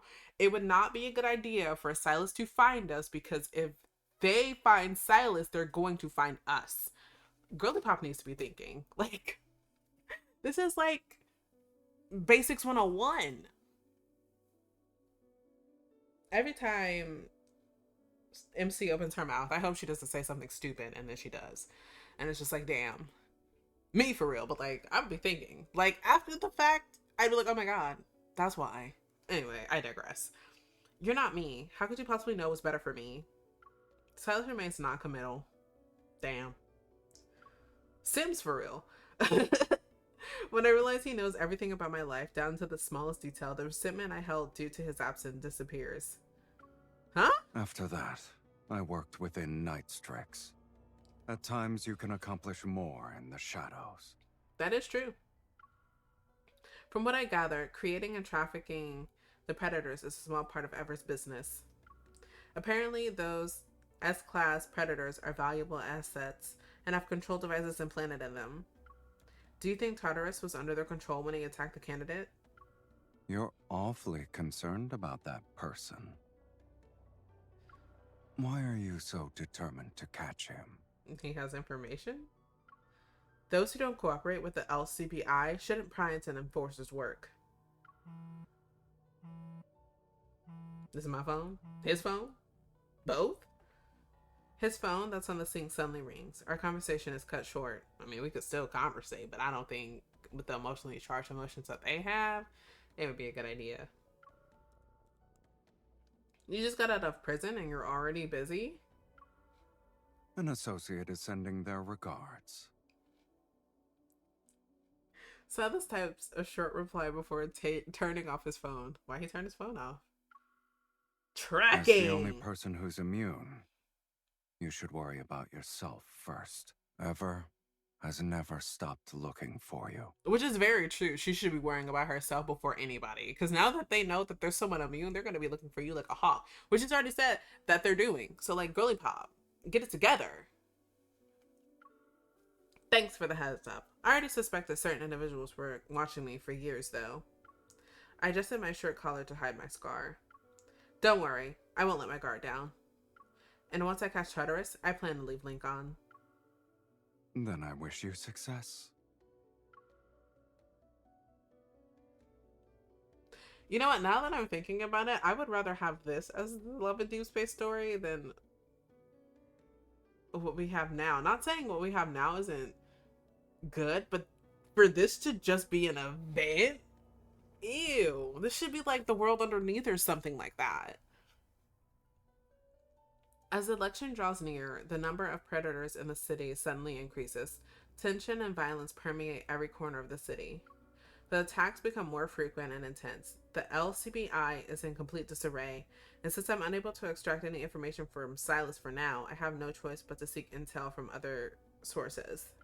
Today, I received a message from an informant. A nightclub in the Southern District has information about Tartarus. Ooh. Why do I feel like this is a trap? Chaos is the most infamous nightclub in the Southern District. It can be summed up in 2 words. Anything goes. The air is thick with various scents. Fluorescent lights dance across the crowd and paint surreal psychedelic hues on their faces. As soon as I step foot in chaos, countless eyes lock onto me. I make my way directly to a booth at the far end of the dance floor. There sits a bearded man who's flanked by several henchmen. Their bloodshot eyes and purposely barred canines leave little room for doubt. They're predators. So, you're interested in buying information? I am, sir. He doesn't bother hiding his appraisal as he looks at me from head to toe. Listen, girl, didn't your informant warn you? Regular folks who waltz in here don't get to leave. Who said I was regular? Her neck looks fragile. I can break it in one bite. Someone already tried that, buddy boy. Didn't work out for them. You've got a death wish. Aren't you open for business? Does it really matter whose money you're taking? The hostile predator closes in on me. An eerie silence instantly falls over the dance floor. Clear, deliberate footsteps resound behind me. The predators who are about to surround me suddenly back away, as if they sense an even greater danger. On the wall, I see the reflection of a tall, looming figure getting closer and closer. Who are you? Tartarus? Who I suspect is Silas? You're out and about at this hour? What kind of game is this? What type of outfit is that? I'm here to get intel. And did you get it? No, you ruined it. Not yet. My friends aren't exactly welcoming. Is that so? The air seems to freeze over. The overwhelming pressure emanating from Silas is impossible to ignore. My guess is that he's Tartarus, and that I was right when I said that the first time. Like wild beasts submitting to a superior predator, the surrounding predators fall into a fearful silence. Silas slightly tilts his chin to gesture to the revolver at the bearded man's waist. Since you're not in the mood for business, why don't we play a game instead? Russian roulette? I heard that revolver of yours made a few intel seekers retire. Then, let's play roulette. Cautiously shifting his gaze from Silas, he draws his revolver. 6 chambers, 3 bullets. If you win, I'll tell you what I know. I take the gun and shake it slightly. This gun's weight. As I recall that rainy night from many years ago, a familiar sensation creeps into my chest. I glance at Silas. He makes a finger gun and gently taps his temple. Did he just finger gun me? Bang. Alright, we'll play. I press the gun against my own temple. 3 shots happen so quickly that everyone freezes for a moment before struggling to process what just occurred. I slam the gun down on the table. You can try the remaining 3 shots, or you can tell me where Tartarus is. I bet he doesn't have the guts to pull the trigger. I don't even think I hit that at the right time. I didn't even notice it was up there until it was too late. One piece of intel for 3 lives.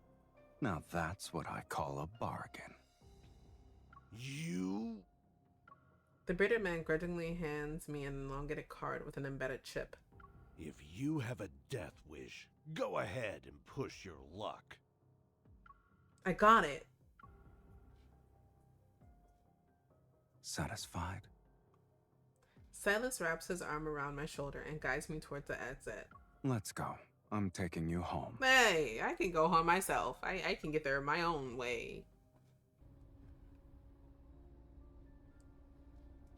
The street lights feebly flicker as the car enters a deserted alley. Silas moves his foot off the accelerator. I see you haven't forgotten what I taught you. I've been meaning to ask, why were you there tonight? What is with that outfit? I was checking on my business ventures. With the number of predators increasing, isn't doing business in the Southern District troublesome? My business involves all of Lincoln. Outside, the buildings lining the street are dark and empty, as if they've been abandoned. They probably have. Silas, do you like the Southern District? It's all right. Damn, just all right? A single bullet can buy you a lot of things here. Oh my god. I understand his meaning. Bullet buys lives. And lives are traded for money. What about the Northern District? A playground of decadence isn't bad either. You seem to fit in wherever you go. Where I choose to be doesn't depend on these sorts of things. Dark clouds hang in the night sky. It's going to start raining soon. Just like that fateful night where he left me. Sorry. With a piercing bird call, a black shape crashes into the windshield. Mephisto, what are you doing here?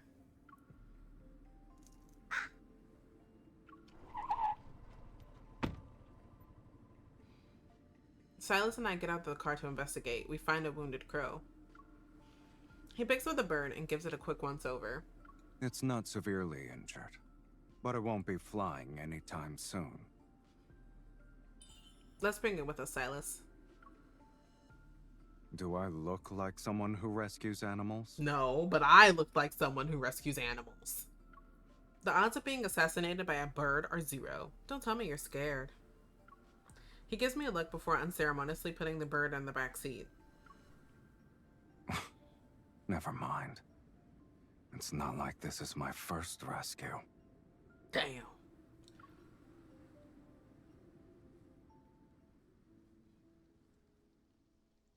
With the crow's wound treated, this little interlude comes to an end. However, Silas shows no signs of leaving. In my bedroom, I'm on my bed, as one does in their bedroom. They get on their bed. I turn over the chip I won in my hand and scrutinize everything. If I can decode it, I'll figure out where Tartarus is. Girl, he's in your apartment. The incessant pitter-patter of rain gets on my nerves. Yet it's not long before exhaustion washes over me. Like, what are you gonna do? Tell the fucking sky to stop raining? My eyes close on their own. I'll rip your throat out with my teeth! Kill them all! It's that dream again. Only me and the predator are in it. In my dream, I'm caught in an endless cycle of shooting and running. Over there. I dash into a roadside pharmacy, its windows and doors shattered, but just when I think I'm safe, a chain wraps around my ankle. I stumble and fall. When I look up again, a predator's face transformed into Silas's. Won't you help me? What was this all a fever dream? Silas. I wake up drenched in sweat, and my hand reaches under the pillow to feel for my revolver. Faint sounds drift in from outside my bedroom. Silas is still here. The fuck is he doing? Is he eating? In my house? You gonna pay for what you... Are you gonna pay for what you use? The living room is shrouded in darkness. The lights are off. Barefoot, I walk over to his side and curl up on the sofa. I hug my knees to his chest. Just like when she did the last time, and then he abandoned her. I'm not letting him live that one down. I guess even enforcers have nightmares. I've been having the same night for like years now, Silas. You know the drill. The more you see, the more you dream. Is it because you realized one person's strength wasn't enough to save everyone? You took me under your wing. If I had any grand ideas about saving the world, wouldn't you be the first to know about it? Silas' gaze falls on my face, a keen interest flickering in his eyes as the room becomes quiet. So, you didn't become an enforcer to be a savior. I became an enforcer to survive. I joined the LCBI so I could gain access to more info and resources. That way I could find you. That's it? Do I need anything else? Why else would I join them? Little did I know that someone was keeping tabs on me the whole time. Those years of worrying for nothing.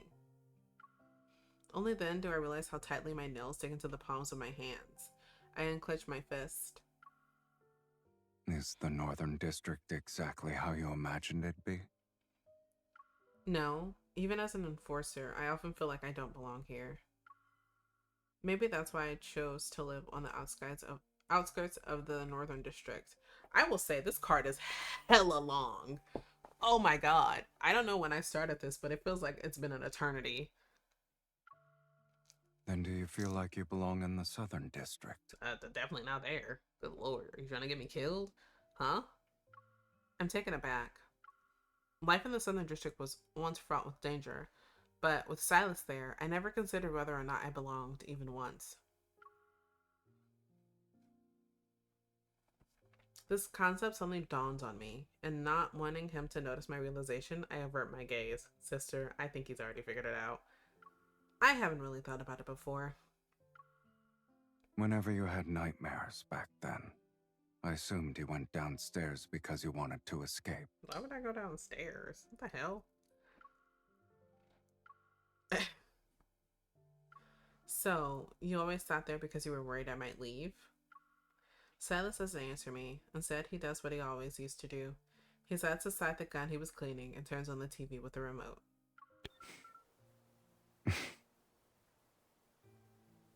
I'm guessing that his answer is yes.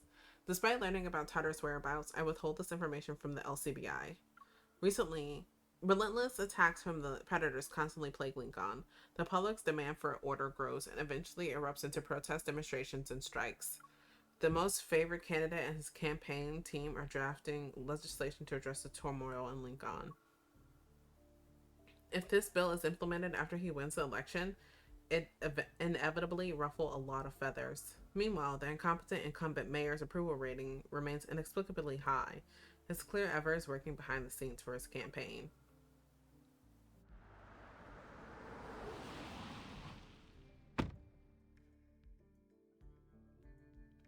This is so long. I don't think we've ever had a card this long before. Maybe I just never thought about it that way, but like, this is long. The car comes to a stop in front of an imposing high-rise building. I fish out the card and reassure myself that I arrived at the correct location. An unnatural quietness blankets the area. It's accompanied by the dim glow of a few streetlights in the distance. Looking up, I see the building loom before me. It's completely devoid of light and slightly stands like a beast prowling in the darkness. Guided by the instructions on the chip, I locate a hidden elevator.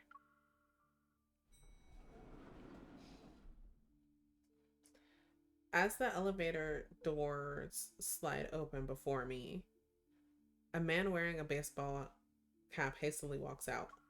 Caught off guard by his presence, I freeze and almost bump into him. Sorry. I nod at him and step away from the elevator. It's okay. Thank you. As he passes by, the man tucks his cap lower. In that fleeting moment, I catch only a glimpse of his partial profile. He looks familiar. Just before the elevator door closes, I notice a black sedan pulling up in front of the man.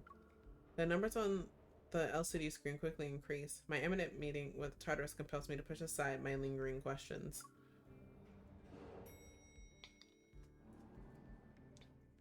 The elevator doors open at the top floor. When I step out, I'm greeted by a single imposing closed door. It's adorned with an intricate design of a golden owl with its wings spread. This is Night Strix. After following these winding paths, I'm about to enter the heart of it all. I touch the handle, and the door opens with a soft click. The room is shrouded in darkness.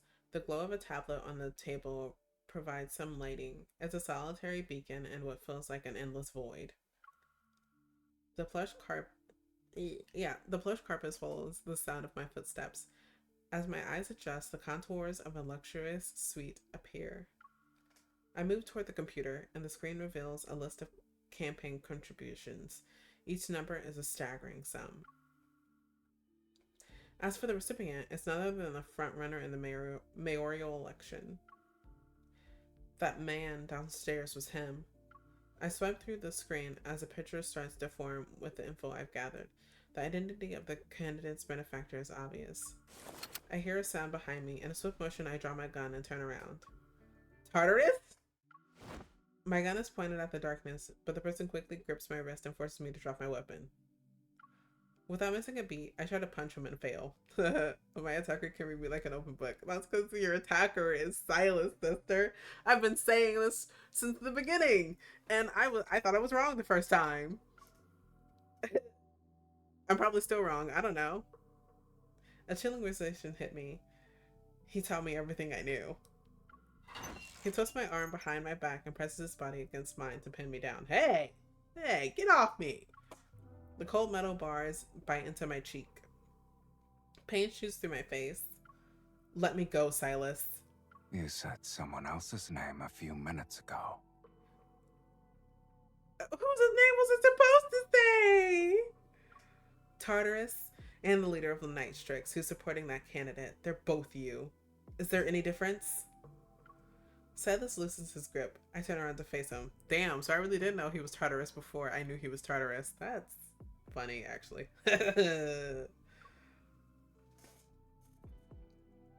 Why would you disguise yourself as a predator to attack the candidate you're supporting?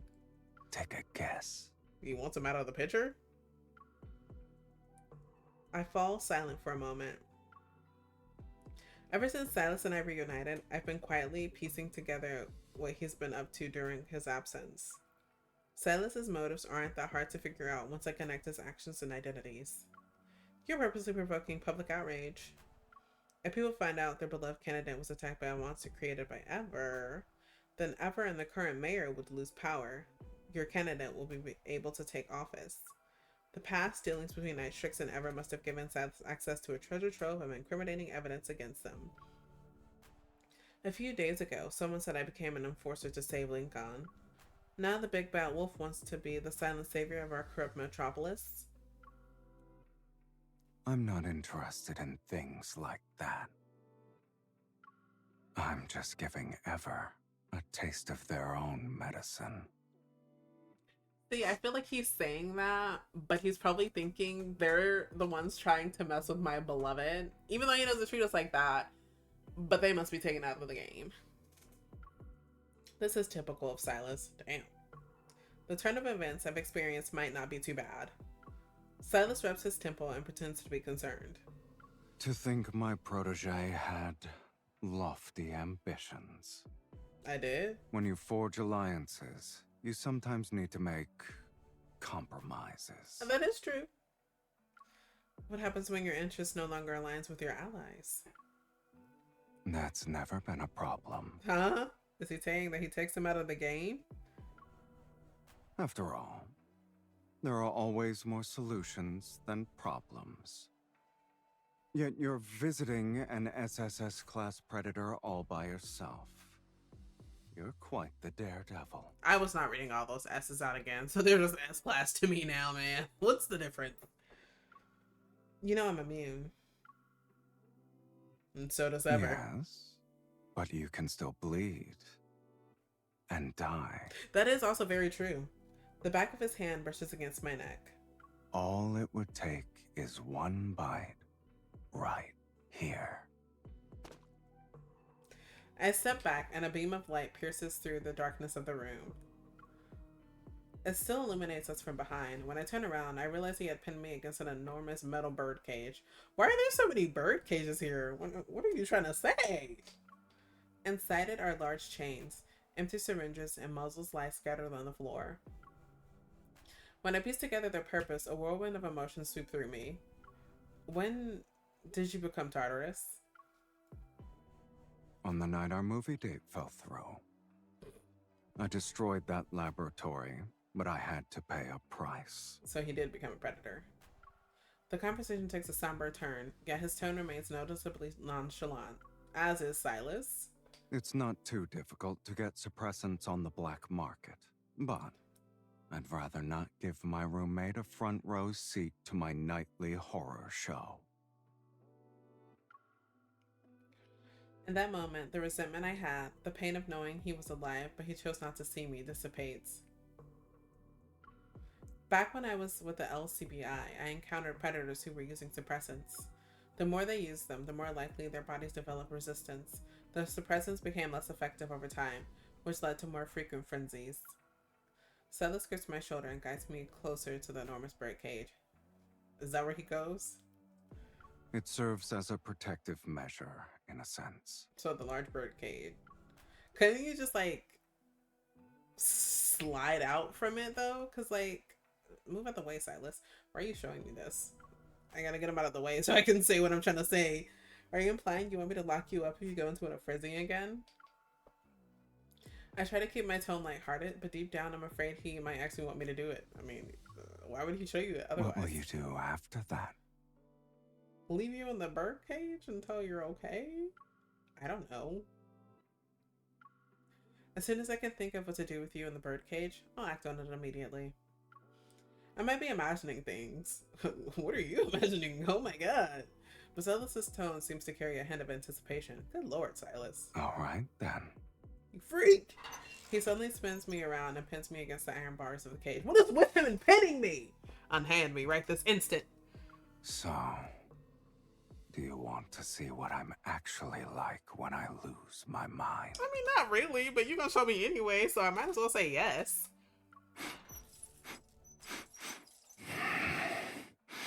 Bro is sniffing me. His breath caresses my ear as he nuzzles and sniffs my neck like a wild beast. Because he is a wild beast. My throat is exposed to his teeth, and an unusual tingling sensation wells up from deep within me. This strange feeling, tinged with fear, spreads throughout my body and transforms into an unfamiliar excitement. Aren't y'all getting freaky in the bird cage? Oh my god. We're never being on the allegations.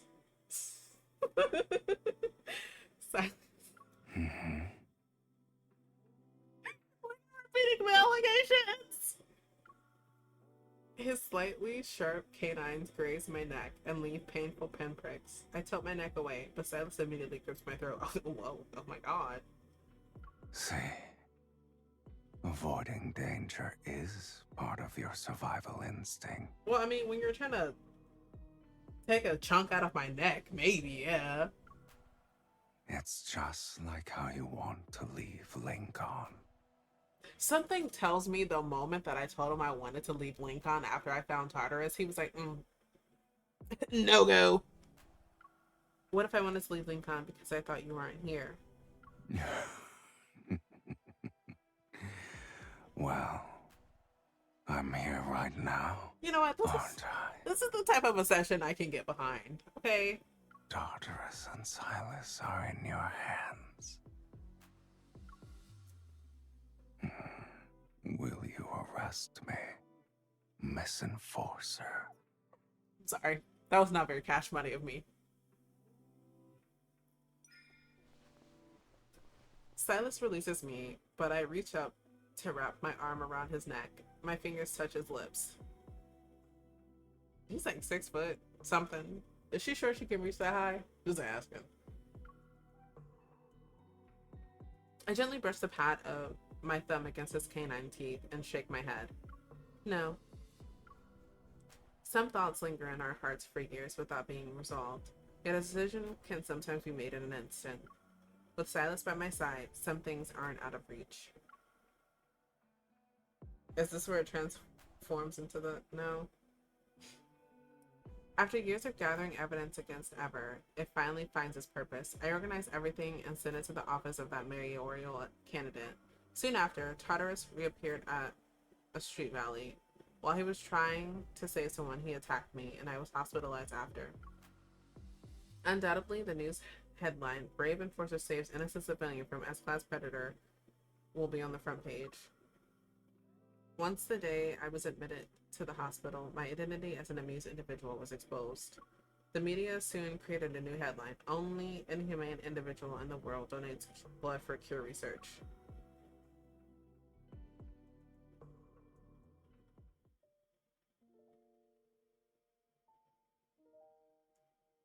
I just changed out of my hospital gown when I heard the door open behind me.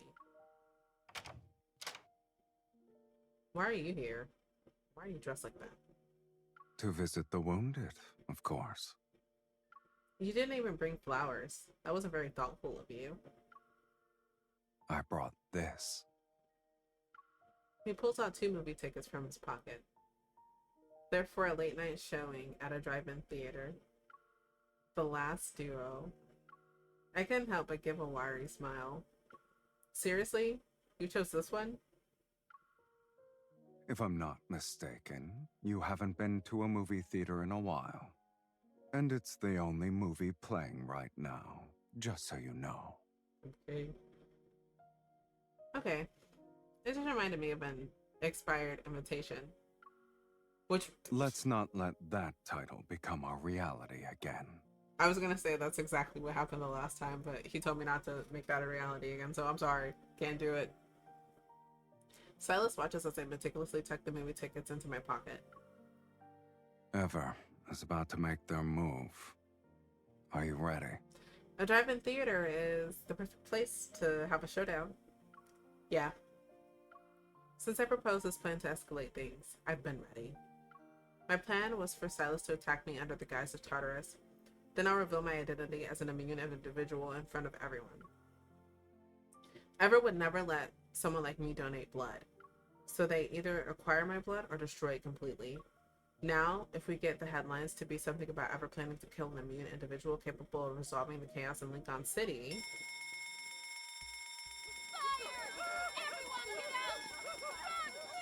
They're right on schedule. A cacophony of sounds reverberates through the hospital. Enveloped in thick smoke, people frantically flee for their lives. Outside, pandemonium erupts. Think about all the other patients that are here that can't even do anything. Like the people that are in the ICU, NICU, like, Some people just have no scruples. We'll lead them to the rooftop.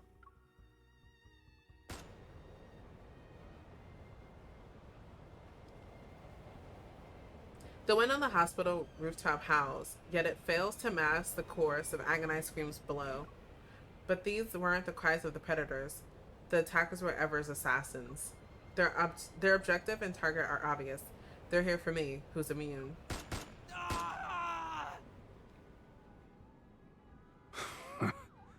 Pathetic. Years may have passed, but Silas and I move in perfect sync. After the piercing wail of police sirens grows closer, we defeat the last assassin. Used cartridges clang onto the ground as I put my weapon away. The police will clean up this mess. Silas, we're clear. Let's move. The metallic tang of blood hangs heavy in the air. Silas looks up, and wipes away the streak of blood on his cheek with the back of his hand. His eyes shine with a dangerous light. Sister, I think the bird cage is about to come in handy real quick. Silas? Yep. Even though we can't kill you or him, both of you can rot in hell. That delivery could have been a little better. Scream it. With his last breath filled with hate, the assassin violently crushes a small glass vial in his clenched fist. A faint peculiar fragrance mixes with the metallic scent of his blood and wafts around me. This scent is too familiar. The LCBI had seized numerous vials like it during their raids on illegal business deals, but among the predators, it had a chilling, straightforward name. The Frenzy Enhancer. Oh no! Oh no is right. I rush Silas back to the HQ of Night Strix as fast as possible. Deep within the room, a reinforced cage is still ready. Silent, it waits to fulfill its role in containing the beast that's about to be released. You better push him in so quick. I'm not gonna hold you. I would push him in so quick, lock the key, run out the room. You can do whatever you want in that cage. Just leave me alone. But like, think about like how they had to like test it out, because like it has to be enough to like hold him back. So like, how many bird cages did they go through? Silas's increase in body temperature and ragged breathing indicate he's about to go into a frenzy. Lock the door! Lock the door! I've got to restrain him now. No, you gotta lock the door.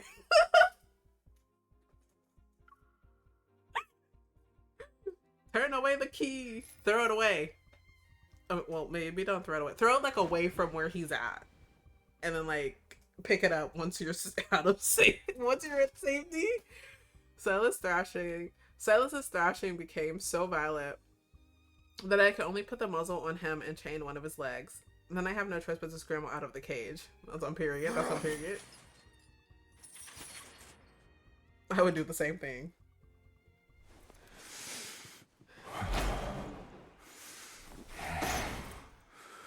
Won't you help me? Isn't this what he said in her nightmare? No, don't open the cage! We put him in there for a reason!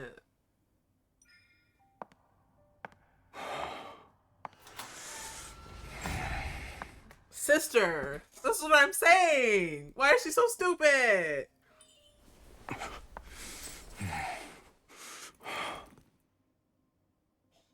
I don't think that's gonna work.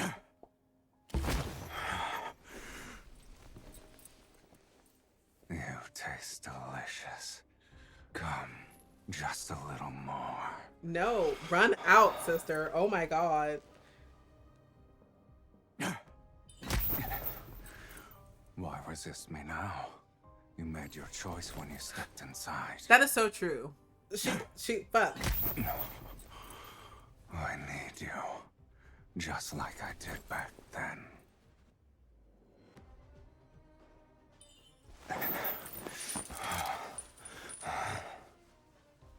You scared?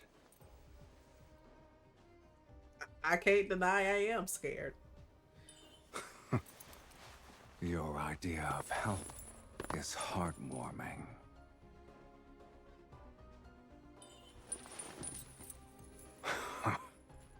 Pray. Oh. Why do I have to do this? This was a little freaky.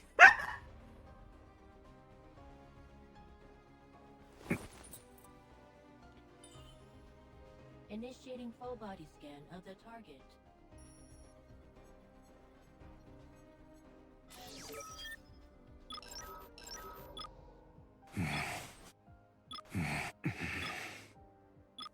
I know what you'll do next. Oh, at least I didn't know what I was doing. I'm putty in your hands. Probably.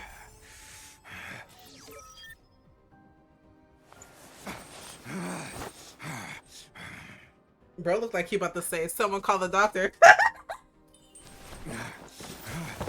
Why did I think of Monster? Oh my god.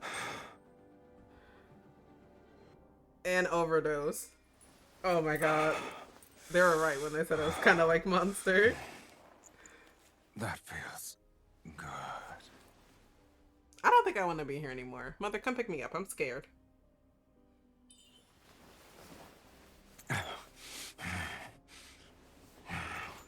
Don't press it. Mother, come pick me up. I'm scared. He said not to press it, so like, it was her fault. How did it feel to watch me from outside the cage? It's not like I can get infected, so.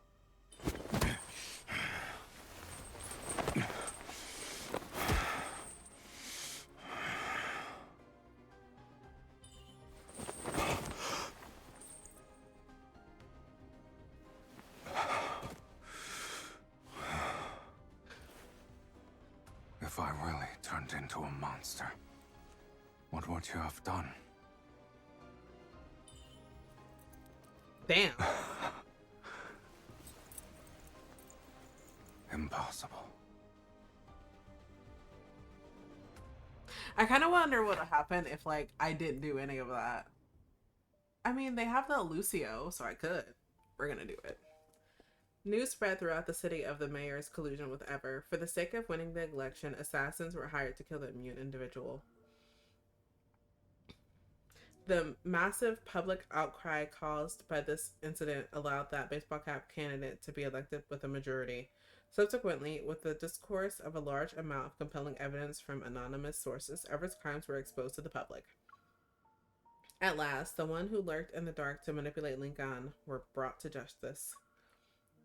The new city council introduced legislation for the treatment and management of the predators. With the development of a solution underway, this legislation would be an achievable goal in the near future. With its deep-rooted problems resolved, Lincoln will change for the better.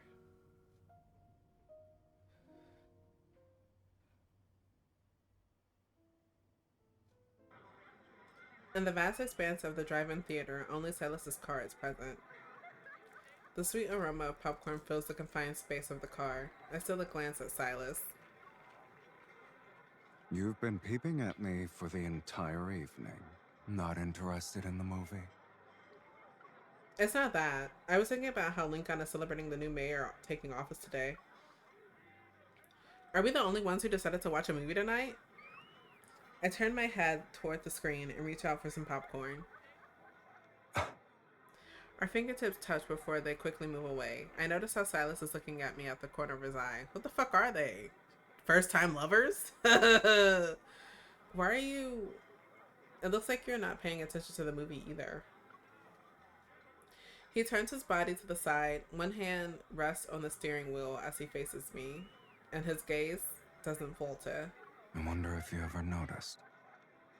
Whenever you wanted me to do something, even as a little squirt, you always beat around the bush first. I clear my throat and pull out a long jet black feather. It's not much. I just prepared a small gift. Silas twirls the feathers between his fingers. He carefully examines it from every angle. Did the bird we saved give it to you? Yeah. It's fond of you, I guess. But I think it'd be better if I gave the feather to you. After all, someone saved me before. Do you know what it means when a bird gives you a feather? You flock together? I flash a mischievous grin at him. Do you? I know exactly what it means, which is why I'm accepting this. As if on cue, the movie's credit music begins to play. We turn our attention to the screen. With reckless abandon, the main characters floor it and speed off in an endless highway. That was super long. Oh my god.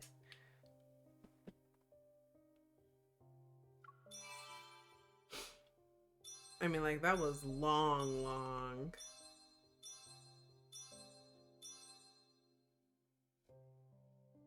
I kind of figured.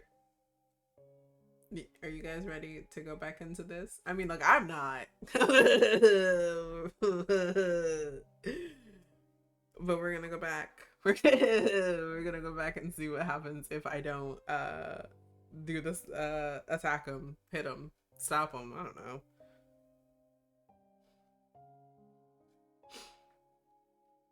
I'm not gonna read it because, you know, I've already read it, but like what I'm gonna do is I'm gonna leave it up on the screen for a little bit and then you guys can read it and then we'll go back to it, okay?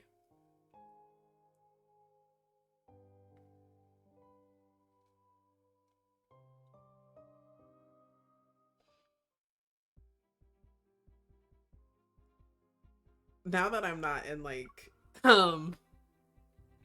rushing mode, oh my god. That was something.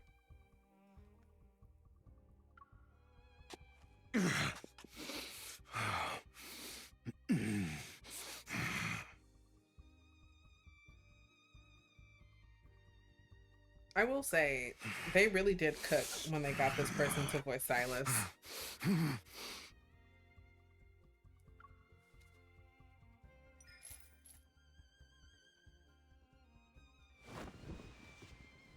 Why he turned his back away from me? I didn't even notice that.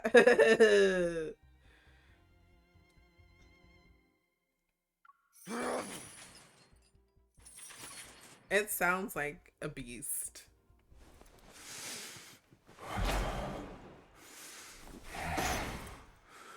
Won't you help me? I still think she shouldn't have opened the door. That's just me. I wouldn't do that. What if the option was to turn away? What if we could do that?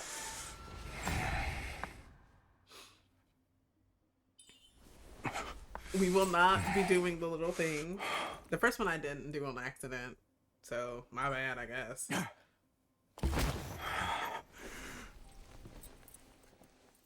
You taste delicious. Come, just a little more. Well, how's everybody's day going? I hope it's going great. I love how they're giving us like time to do this. Cause I'm not doing anything. You taste delicious. Come, just a little more. Honestly, at this point, listen, she must.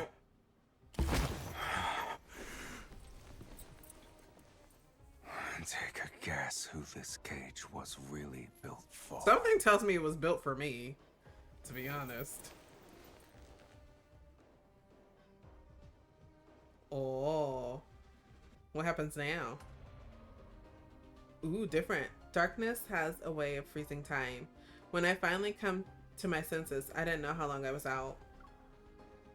The metallic scent of blood fills my nostrils. Several parts of my body are throbbing in pain. I touch them only to find my hand coated in something sticky. Blood? I'm still alive. The will to live is overwhelming, powerful enough to conquer everything else. As my vision slowly returns, I become aware of heavy breathing nearby. I can see a figure in the corner of the birdcage. The person who saved me years ago has been transformed into an artificial monster. Silas. A pair of hands once again clamped tightly around my throat in response. Damn, you trying to choke me out? My bad, sir. I wasn't familiar with your game. Let go of me, Silas. I can't even say it convincingly enough because I'm laughing. The air in my lungs is rapidly vanishing. His eyes, a few centimeters from mine, no longer carry a shred of the person I once knew. You know what? This kind of reminds me of a manhwa I was reading. My fingers suddenly brush against something cold and hard. My revolver. It's been my faithful companion for many years. Its presence is a reminder that I still have one final option. Don't do it!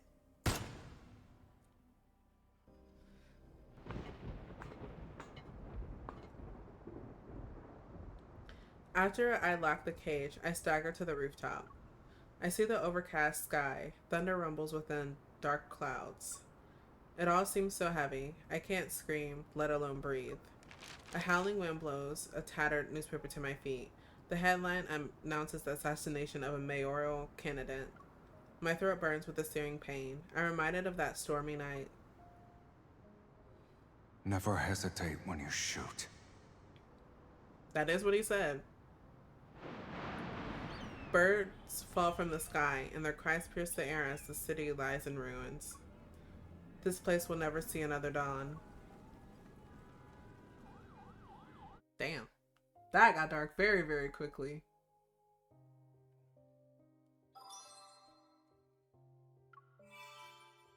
That's horrific.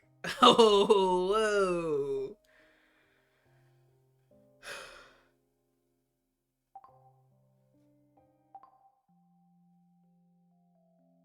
Well, okay, listen. I'm gonna see. I'm gonna see if I can't get Zane's, and I probably won't have enough time, but like I'll probably like record it and just make a YouTube video with it and get that good stuff. But in order to do that, I need to pay real money, and I don't want you guys seeing my stuff. So I'm gonna do something real quick. I think it's this one. Yeah. Okay. This one should be fine. You guys can't see anything. I think I'm just gonna buy the $5.99 one. Because I mean I only have 30 more to go. So that's okay. And then for the event things, the event chapters, I'll just do, I think I said that already, but I'll just do what I did the last time and just watch them. I mean, make a YouTube video for them.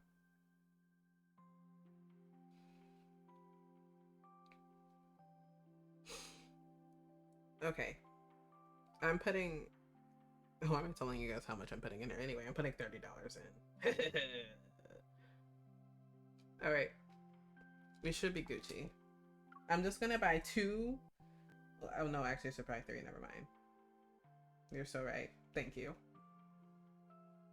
But I hope everybody's enjoying this stream so far. I know I only have 2 working brain cells, and that really, I'm always dogging on MC, but I don't watch anybody else's streams or stuff like that play Love in Deepspace, so I don't know if everybody else has the same sentiments as I do. So if I'm the only one with this unique perspective that the MC kind of just needs to stop being pushing and stuff, that's just me. But honestly though, she does need to stop being pushing. I ain't gonna hold you. It's annoying. I'm not gonna hold you. Okay. We have successfully acquired 33. So we're gonna see which one I get. I feel like with my track record, it's probably gonna be Caleb. I'm probably gonna get Caleb. Or I'm probably gonna lose my 50-50. My 30-30.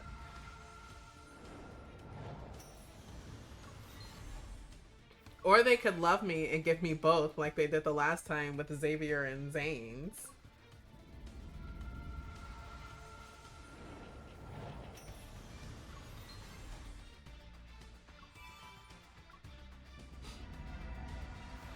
Let's see which one I get.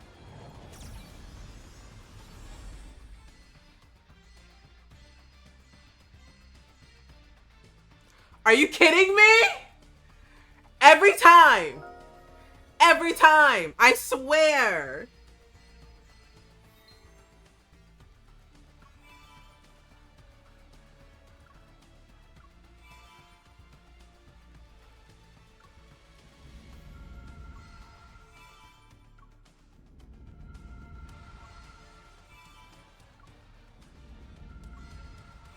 They couldn't just let me be great.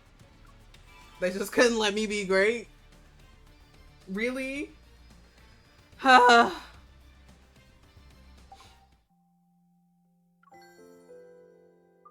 We're dedicated to the craft right now, okay?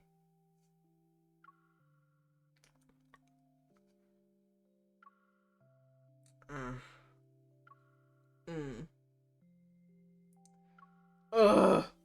Okay. This is annoying. I knew I was gonna lose it. I knew I was gonna lose my 50-50. And then, you know what's so funny is that that happened the last time with Silas too. Cause my last one was oh, I want Zane. And then I got Silas twice. And I was like, are you fucking kidding me? Are you pulling my leg right now? Is that what you're doing? He was not, in fact, pulling my leg.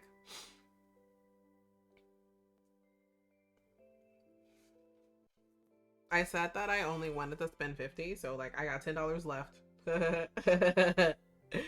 Oh my god, this is horrific. Can you believe they're making me?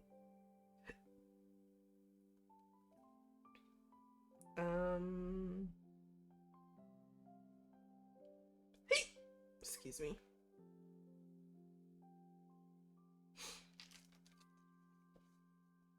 All right.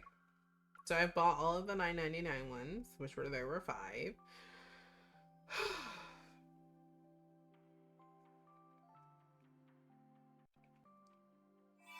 I mean, let's think about it in a bright way. At least when I get to 200 pulls, I'll get one for free, technically. There's no such thing as free.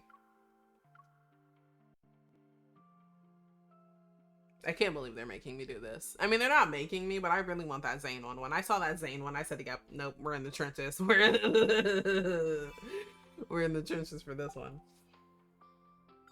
Okay, we have now once again acquired 36, which is arguably better than what I had the last time. I want to get it to an even number because I found that specifically for me, I don't know this is for everyone, but like with even numbers, it works in my favor. All right. Excuse me? Hello? I swear to God. Well, no, it's actually guaranteed to be Zane this time. Woohoo! When I have 30 for no reason. I mean, it's not for no reason. Did they hear me complaining about it and said maybe? I mean, I know that I'm not gonna get his because I've already said like this is my cutoff. I've spent more than enough on this. But I mean, we have 22.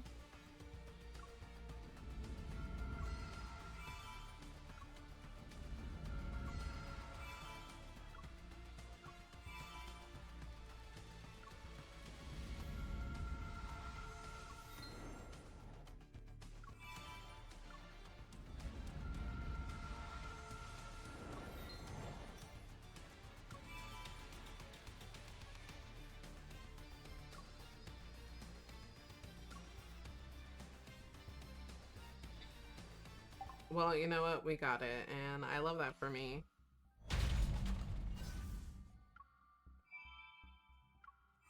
Okay, I've gotten all of them, which is 25. Like I said, for the classified files, I'm just gonna like make YouTube videos with that just so like I can individually react to them and not like react to them all at the same time.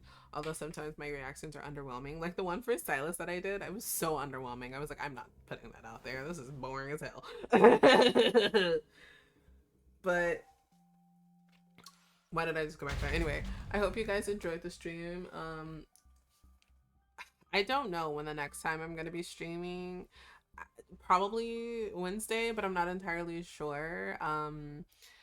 If it is Wednesday, it'll most likely be like Infinity Nikki or something like that. I might try to do one that's not a live service game. So probably like Tales of Grace's F, because I do want to play that at some point. Although if you guys want to see that as a YouTube video, I'm completely fine with that too. It's just gonna take me a while to edit because I'm bad at it. Make sure you drink water. You are 70% water. You have to replenish what you lose throughout the day. Make sure you eat something because you have to eat. And if you're not hungry, then just have something next to you. So when you do feel peckish, you can have something. And make sure you get enough hours of sleep. Oh, and make sure you're wearing mask. Because like there's stuff going around right now. There's like flus going around, especially where I'm located.